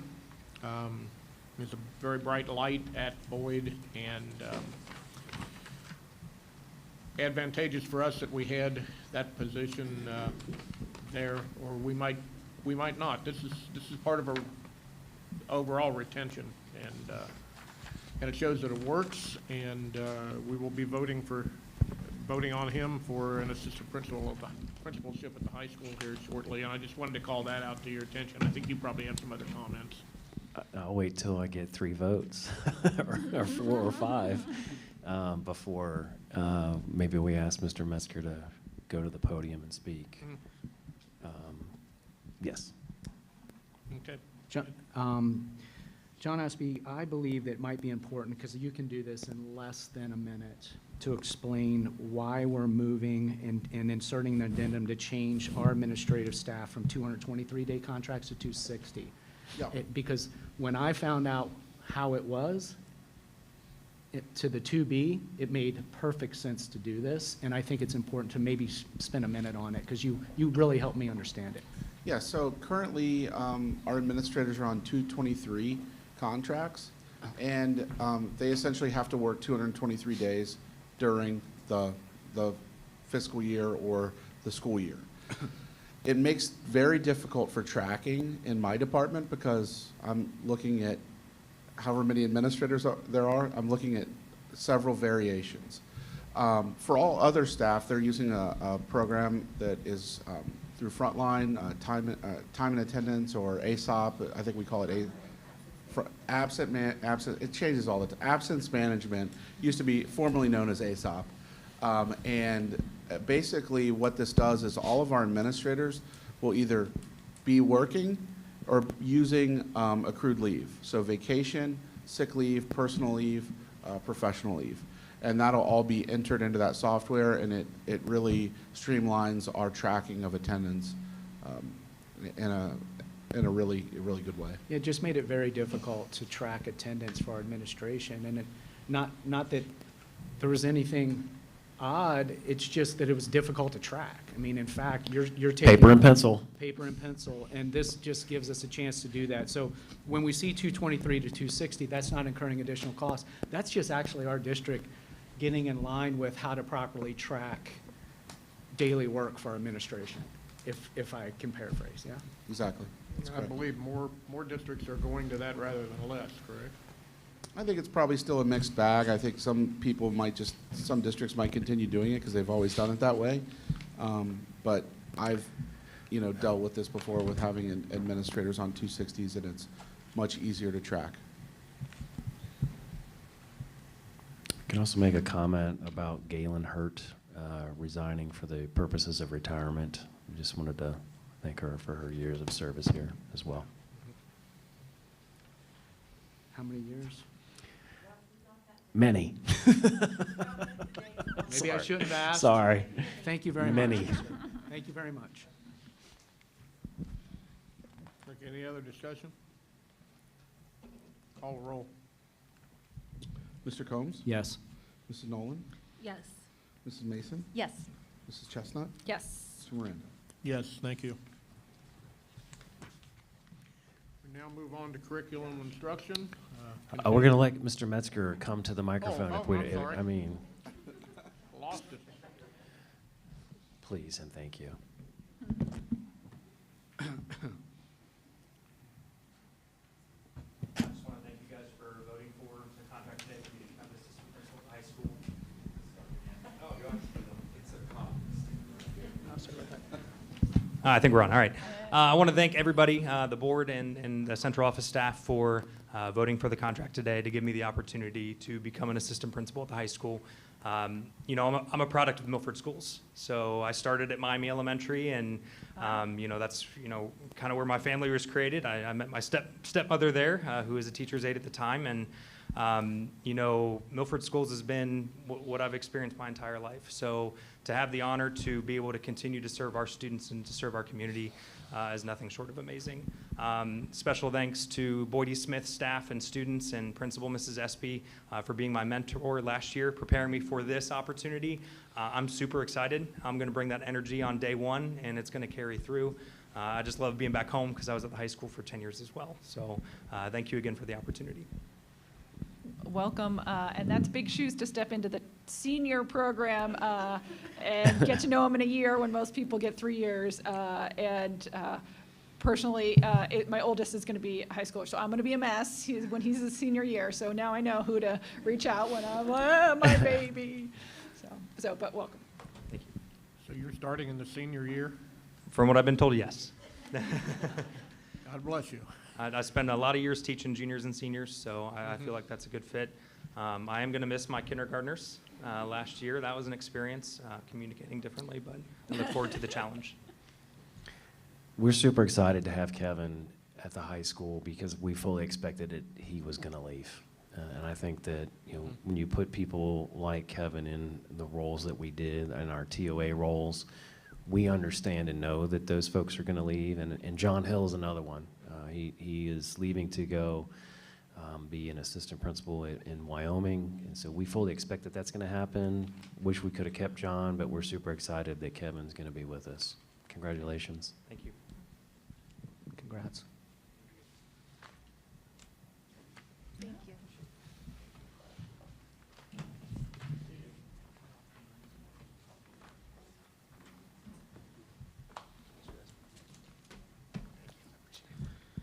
All right, they have babies that they need to put to sleep, so they're going to walk out. Somebody's babysitting. I'd probably run. You got a whole class of 12th graders who could babysit. Okay, so we're moving on to curriculum instruction. Mr. Spicer? Thank you, President Miranda, members of the board. Under curriculum and instruction, we have 3 items for you, 1, 2, and 3, curriculum pay, student handbooks, and approval of a foreign exchange student. Okay, I need a motion for items 1 through 3. So moved. Second. Discussion? I have a couple questions on the handbook. Yeah. In the I've got questions on each of the handbooks. For the high school handbook, under the section on student driving, should language be added or included in that about being the random drug testing? I don't know if should live in the handbook or, That would be in final forms, so we would update that in final forms. Okay. So it wouldn't need to live in both places. okay, and same thing with school fees being paid to get a parking pass? Tyler's should be updated to say that he's starting at 500 this year and lowering down to 0 in 4 years, unless we write a different regulation as a board. You write one. Okay. What was that? It $500 or less this year. And then his goal was to, unless you decide something differently as a body, to back it all the way down to 0. He also has a note in there about AP, if you don't pay your fees. We're not going to automatically withdraw you. We're going to call your parent and have a discussion. Like, we're not going to just, here's your paper. And then we're also going to be talking about homecoming and prom. And all that's going in the handbook? Yes. Mm-hmm. So we shouldn't approve this until those final changes are made? I believe the parking passes are in there and the AP fees are in there. Because homecoming and prom are extra privileges, he can make an announcement or put that on the permission slip, and that doesn't need to live in the handbook. It's not? Nope. And he was going to go from 500 to 0 over 4 years? 4 years, but you choose to do something differently, we will abide by whatever you vote in to do. But he had a struggle where he was literally telling people in June in his newsletter, like, this is what it's going to be. We're starting at 5. And the emails did start coming in. Well, I have a club this, and like, we understand, we're sympathetic, but we have money that we're owed to. And it's just not a high school thing. I mean, we do it for kindergarten, so yeah. So that'll be in those 2 items specifically are in the handbook. Okay, and then under the gaggle tab, I personally think it should be added that it does scan your photos if you plug it into, if you plug your phone into your Chromebook, because there's other details of gaggle in there. I didn't print it off, so I'm not looking at it right It's on now. page 35 of his handbook.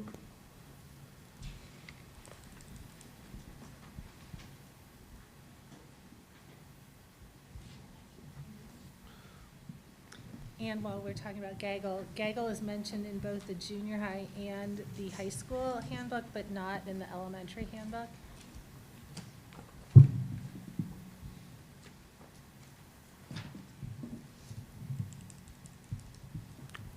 Rob, is that under 41 BYOT or no?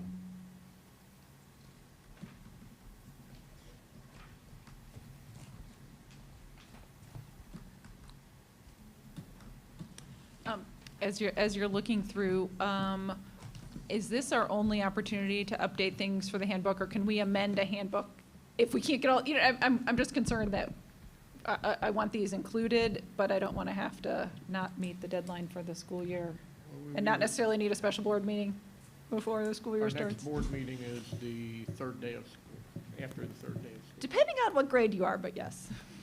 So principals are required to go over their handbooks within so many days of the school starting with their students.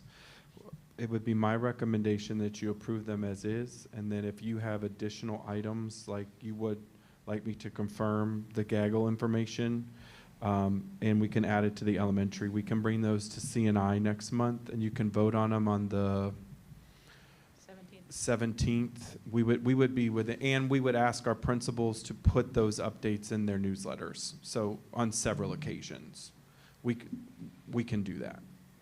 And of course, the handbooks are electronic, so we can add those the minute after we vote. Right, and we would be very, very transparent and ask all of our principals to put that probably for 3 or 4 weeks in their newsletter, just like, remember, these updates are here. We can do that. I can bring those back to you next month. Would that be amenable?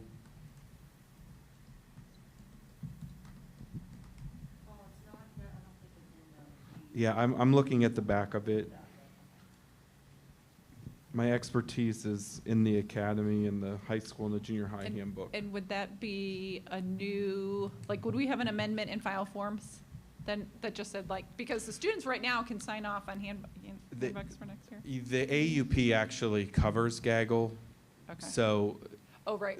when you Yeah. sign off on the authorized use policy, I think Yep. maybe I'm interpreting your question as you want it to be a little more clear if that's. Well, I personally do. I mean, I personally don't want it in there at all, but where I'm outvoted. So if it's going to be in there, I think it needs to say that if you plug in your phone into this, it's going to scan your phone and text, your photos and text on your phone. And I just didn't know the discrepancy of why we have it in the junior high and high school, but not in the elementary. Thank you for catching it. That's all I can say.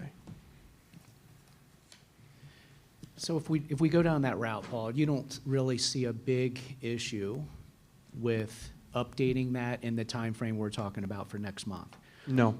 Because if it's something that, you know, obviously Gaggle's going to continue for another year, and if it's agreeable to this board that we at least give a little bit more of a heads up to the parents that in the elementary, that this scans anything you plug into, that doesn't mean that no one's going to plug into it. It just means that we've kind of covered ourselves in some ways to say you accepted this and this is what it's capable of. So Yeah, I think we you would think be we're fine. you I will be think in we're good fine. shape? I think we're in perfect shape because we can, again, highlight that in our principal newsletters and we're in a good shape.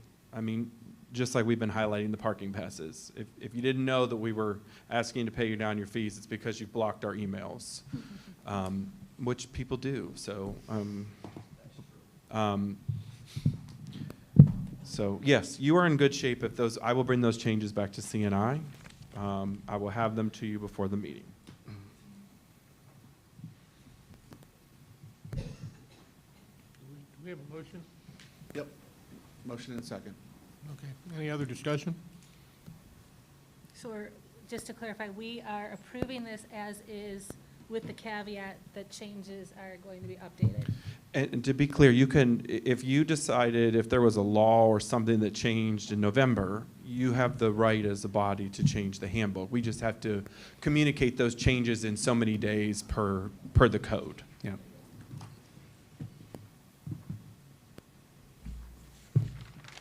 Hearing no other comments, call the roll. Mr. Combs? Yes. Mrs. Nolan? Yes. Mrs. Mason? Yes. Mrs. Chestnut? Yes. Mr. Miranda? Yes, thank you. Moving on to business operations, Mr. Spicer.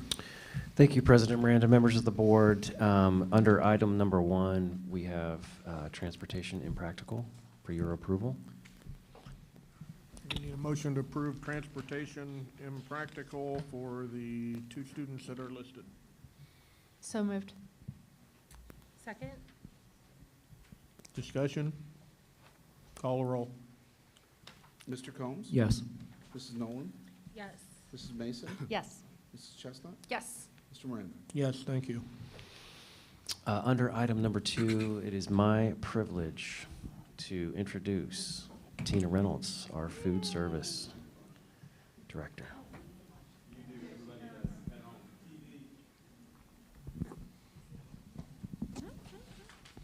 Look for a green dot on there. I think it is now. Hello? There you go. Thanks, John. Good evening, board members, Mr. Spicer, Mr. Epsy, everyone here and everyone at home. My name is Tina Reynolds. I'm the food service director for Milford Nutrition Services, along with several other communities in Cincinnati.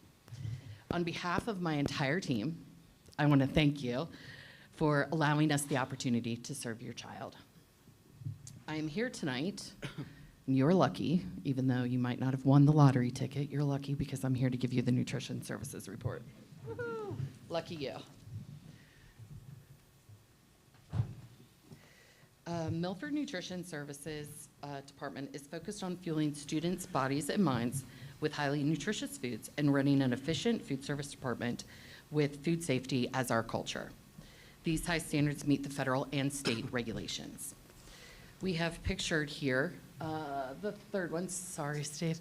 The third one that is pictured is building a healthy meal, and it's a tray that has all 5 components, our milk, fruits, grains, fruits, and vegetables. The other 2 to the left, we have shamrock cookie, as well as a pizza bagel thing that we did for local menu takeover, where we were piloted for a new program for the local menu takeover, and we got 2 local women business owners, Dogo, as well as the pizza bagel lady, that's her company. One of them is out of Cleveland, one of them is out of Canton, Ohio, and we were able to introduce that as breakfast bars and snacks like cookies and that type of stuff that's healthy, and we're sourcing local ingredients. So one of our initiatives was obviously local ingredients, so we're excited to have those vendor relationships. The last one over here is most of our kids, if you go into the lunchroom, will have a full plate of food, and it's one of those great pictures to depict our offer versus serve options that we have available, allowing to minimize waste as well as making sure that kids get fruits and vegetables that they really need. Eat your veggies, as your mom would say. You can go on, thanks. During the school year, obviously this year, we had back to free and reduced applications that I know we spoke about briefly earlier tonight. We did have universal free meals. So we went back to free and reduced applications. We still maintain nutrition standards and set forth that by the USDA and the National School Lunch Program. And then again, we piloted the local menu takeover through Green Umbrella Grant. All of our schools follow a 6-week cycle. And as I mentioned earlier about the components with the fruit, the milk, the vegetables, grain, and meat or meat alternative, it is important that with that we offer the offer versus serve to minimize the waste. We also participated in the fresh fruit and vegetable program where USDA gave us commodity dollars, and then we turned around and used those commodity dollars for local farmers to get our fresh fruit and produce. We also do smart snack regulations, so all of the snacks to complement a meal are all under strict regulations, and you will not find them in the grocery store. So kind of in line with making sure that the healthiest meal that a child can get is during the school year. We also uphold the competitive food sales by making sure that the students are eating the food that is healthy for us. More information can be found on the board docs for all the food policies and standards that we have. So let's dive into some numbers. These are the last 4 years. Obviously, 2021 and 2022 school year was free meals. You can see the impact last year, especially with the numbers that they were high. So obviously, there must either be a need or a potential want. So we fell short, much like everyone else across the country, because of free and reduced and some hardships that created less meals, right? So we're really committed to making sure that we are increasing our number to impact those students that really need it. We're going to be doing that by different qualities of food, which is why we did different tiers, because some things are a lot more expensive. And then obviously having the variety of options, so then that way a child can make sure that they're eating their breakfast. We're only off by like 35,000 from the 2021 school year, and that was the first year of free meals. So that's our benchmark for this year. Obviously, we'd like to strive for 21, 22, because it's important to support the lunch program and the breakfast program, because that's how we buy lunch tables, and there's lots of stuff that food service can do. So we want to make sure that we're getting those to take it out of my account and not the general funds account. If you go to lunch, those are a little bit more of significant numbers.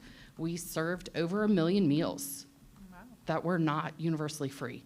So I'm extremely proud of our team for doing that.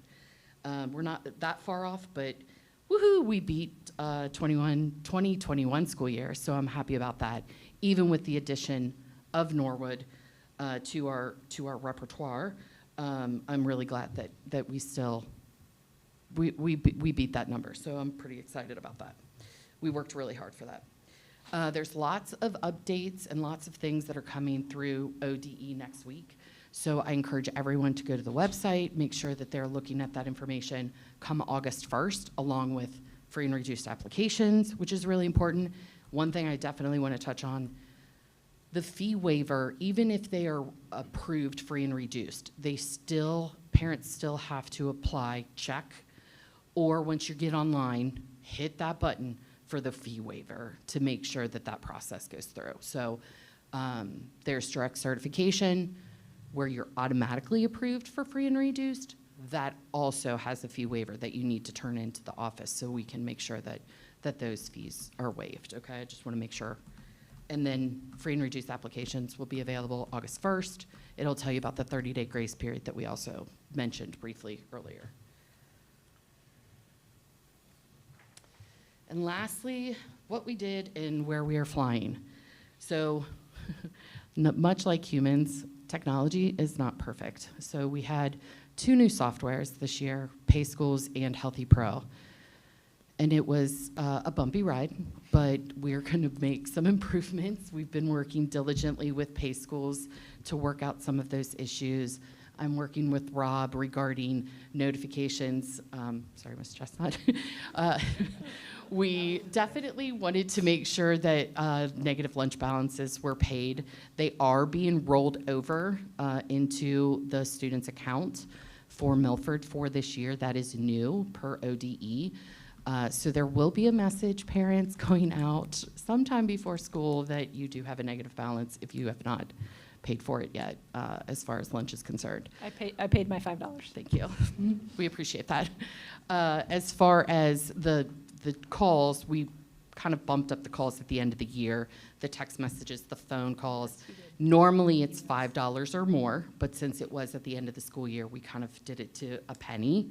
So I apologize if it was super annoying, but I appreciate those that did pay. And there were glitches, but Rob's gonna fix those, I promise. I'll forward all the messages to Rob going forward. Yeah, absolutely. Don't call me. As far as Healthy Pro, that system has been doing great, that software, and I think it really aids in, obviously, the student as well as the parent to see how many calories and all that kind of stuff, allergies and all that. So our Healthy Pro is well worth the money that we have. Local mini takeover experience. To the right, those are just some pictures of the kiddos with the breakfast bars that we did, the cookies that we did. Principals supported it. So it was a great effort, and we have a lasting relationship with those women business owners going forward to this next school year. Along with our additional support that we're trying to do locally, right? It's important. Collaboration with Valley View Gardens this past year. Seipelt, Chef Sue Craycraft did a lot of great things. We got produce from, veggies from Valley View, and we created all kinds of different things. Chef Sue was amazing. She would do zucchini. She would saute zucchini. She would make zucchini bread. The kids at Seipelt got really excited. This year, we're going to expand that. So they have done all the kind of crops that we want to have for this year. They planted them in March, and we are going to be utilizing that at Pattison. We're going to be utilizing that at Seipelt, and then obviously we're going to be expanding to all the schools, so don't fret. We're going to be there. We're just taking baby steps here. We're doing a lot of work with volunteers for students, making sure that they're getting in the kitchen to have work experience. And I believe you guys already approved, I hope, our first student worker that we're going to have in the kitchen. So I'm excited about that. We're also going to help her with getting food safety certifications, so she is off and running as soon as she graduates. So looking forward to more of those type of things. After school cooking club, McCormick, Myrna and Carrie over at McCormick really collaborated together. It was their idea. I just got other people involved, but they just kind of ran with it. They took PTA kids after school, taught them cooking, and healthy eating and also activities. So it was, I think there was 20 students total, and that was our max just because of the space. But we're excited about doing some more exciting things with that as well. And I feel like we take very much pride in our schools in the sense that if Boyd students want something, my team will make sure that it happens. If SciPelt wants something different, so we're very unique to the building, and we're excited about the things that we have up our sleeve for this coming up year. We're gonna continue to collaborate with Valley View. We're gonna have student involvement, purchasing locally, obviously fostering sustainability efforts and nutrition education, because education doesn't stop in the classroom. It's just as important as it is in the cafeteria too. With that said, I want to thank you for your patience with all of our new software, your trust and your support. So thank you, and it's our pleasure to serve you. And I know you guys have questions. I have one comment that I hear all the time about the Bosco sticks and how much my kids love them, but I'm always impressed when they come home talking about their school lunches, because I'm not sure I talked at home about what I ate from the school lunch when I was little. I have a separate question that you didn't really touch on. Are there any well, I guess you sort of did. Are there any initiatives to lobby for federal money to bring back free lunches, essentially? Because I know it came with COVID. It was, whatever, all tied up on that. There was a little bit of talk of maybe we will extend it beyond, and then, clearly it was not here today.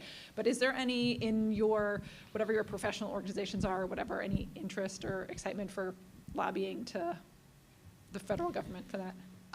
School Nutrition Association is the association that we work with, and free meals is our #1 priority. We're fighting a big battle, right? I think it starts with the parents to make sure that the parents are picking up that phone and calling to the people that you voted for. It is important. You've seen the numbers. It is important.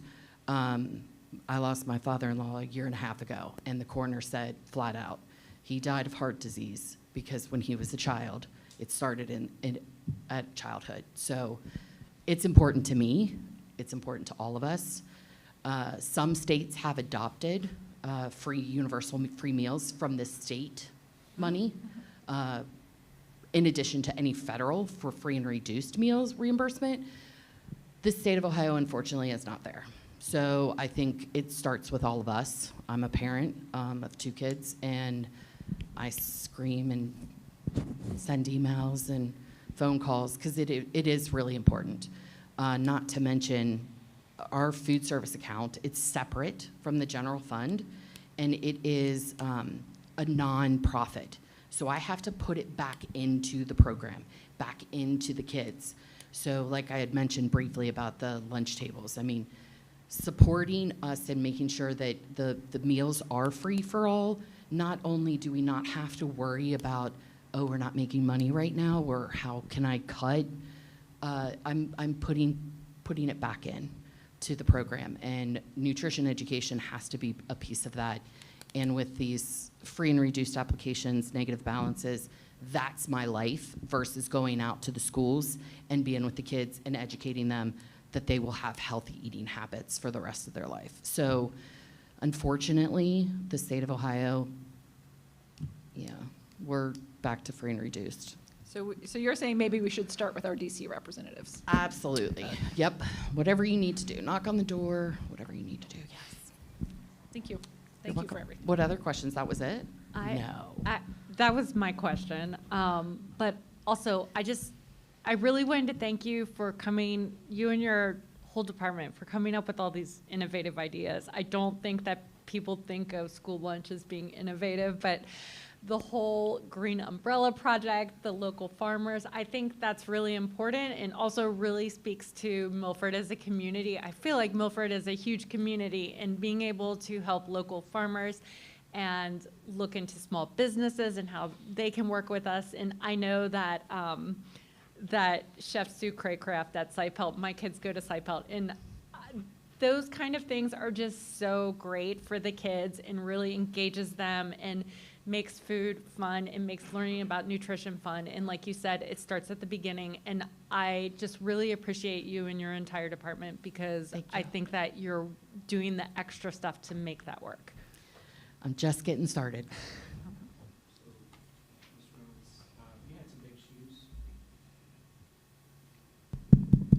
How'd that turn off?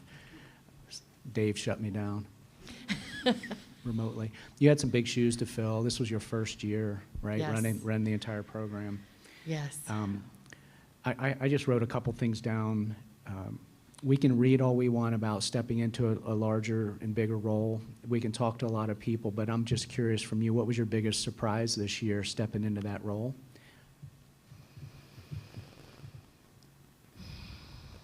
How much work it really does need to take. I mean, you know, I was the assistant under Jerry Levy, who was the director before. So, you know, it's a lot. I mean, not only most school, we are unique at Milford because we do so many other outside districts. And that's our passion, right? That was Jerry's passion, that's my passion. So it's getting harder and harder to run a nutrition program. It really is. Hence why we have some of those. Jeff would probably tell me to be quiet because there's so many other people that want us to take over for them as well. But we've kind of taken a step back and just said, okay, let's deal with what we've got right now. But it is some big shoes to fill because Jerry did an amazing job at what she did. But it's a lot harder to really get, you know, everything to be efficient. Staffing, even though I had staffing adequate enough, we still had a lot of absences. Unfortunately, chasing negative balances kind of threw us all into a whirlwind across the country. So, and then the free and reduced applications and stuff, it just, I was stretched, my team was stretched. So, like I said, they did an amazing job. And it wasn't just me. So. You had mentioned locally sourced, but I heard Canton. Yes, Canton, Ohio. And Canton's not local. Canton is local because it's Ohio, but yes, like the local menu takeover, the Green Umbrella initiated from Cleveland. So since we were a pilot, the people like Cleveland, Ohio, the Pizza Bagel Lady and Dogo, they already formed those relationships. Yeah. So we continue to form relationships down here in Ohio, in Cincinnati, and in Milford. So you're gonna, that's what I'm saying. I've got some more things up my sleeve. Good. But I the heard definition that. of local is definitely the state, but I definitely want to do more local. I heard that, and I just wanted to take a quick pause and understand it because there's a lot of great, hardworking, exciting, good-tasting food all around us in this area. So Yes, hopefully, you are correct. I hopefully don't we want can- to. I don't want to like give away too many I'm secrets. not going to steal any more. And I thunder. kind of need to talk to Jeff about a couple of them. So, yes. My last question is, because you probably have 30 of them, but what's your number one goal for next year? Well, 3 of my goals that have been for this year as well as next year is retention, appreciation, and sustainability. I feel like this year, as one of my Boyd managers this year, I feel like I appreciated my people a little bit more this year. And we've retained almost everyone except maybe like 1, 2, 3, couple of retirements. One was just, honestly, she was just like, this is a lot. This is, being in a kitchen is a lot, and I don't think that people realize that. So I think if I had to focus on one thing, it is the sustainability issue going into this year, because I feel like we really focused on the appreciation, the retention, the things and the movements that I've done and the people that I've hired. We've got some great people coming in to help us with that initiative, and the collaborations that we're doing and working on. Sustainability is going to be that number one focus going into this year. Thank you. You're welcome. Anyone else? Thank you very much. Thank you. You gotta say it. That's it. Well, Because Jeff. it's on the agenda. Jeff did his capital projects earlier. He covered Okay. those. So in the we're middle gonna- school We're now update. going to talk about capital projects, so we maintain the agenda as we approved it. Under item 3, capital projects update, Mr. Johnson did cover those earlier in the agenda. Thank you. Yes, sir. Okay, moving on, public participation. Do we have anyone? I have none. Okay, very good. Now we now come to the point of open discussion by the board.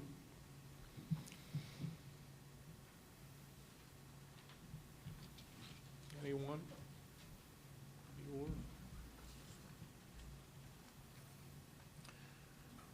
Okay, the only thing that I have is I'm going to run through very short on the good news report. Jeff did talk about construction, or as we rather say, deconstruction is underway over there. We're tearing things down around the stadium and around the junior high school, and concession, weight room, Robbins building, that's all demolished. And we do have a new landmark, and it is Mount Milford over there, the unofficial high point of Miami Township. So, and I guess that is all topsoil. That's all topsoil, and we will redeploy that at an appropriate time, I'm guessing, correct? Okay. Dates to remember, we talked about convocation. It is Monday the 14th, and the first day of school is August the 15th. That's less than a month from today. Dave, can I pipe up real quick on the start of school? I would like to encourage everybody to read your emails because it is staggered start, different Yes, ages. That was my next comment. Verify your student start date, as some of the buildings have staggered starts. There'll be postcards going home, but you got to read them when they get there, or we'll have people on the bus and no place to go when they get here. Oh, they'll still be on the bus without any place to go. And Tina will feed them even if they show up on the wrong day. And plenty of food. There you go. Anything else? Okay. Next regular board meeting is August the 17th, 2023. That it will be in this room here at 6 o'clock. Now, the board is going to retire into executive session. I need a motion to enter into executive session for the purpose of considering employment and compensation of a public employee. So moved. Second. And we don't do any discussion here, so call the roll. Mr. Combs? Yes. Mrs. Nolan? Yes. Mrs. Mason? Yes. Mrs. Chestnut? Yes. Mr. Moran? Yes. We will not be coming back after executive session. We will adjourn from in there, so we thank you for your patience. It's been 2 hours and 56 minutes. Have a nice evening. Drive safe going home.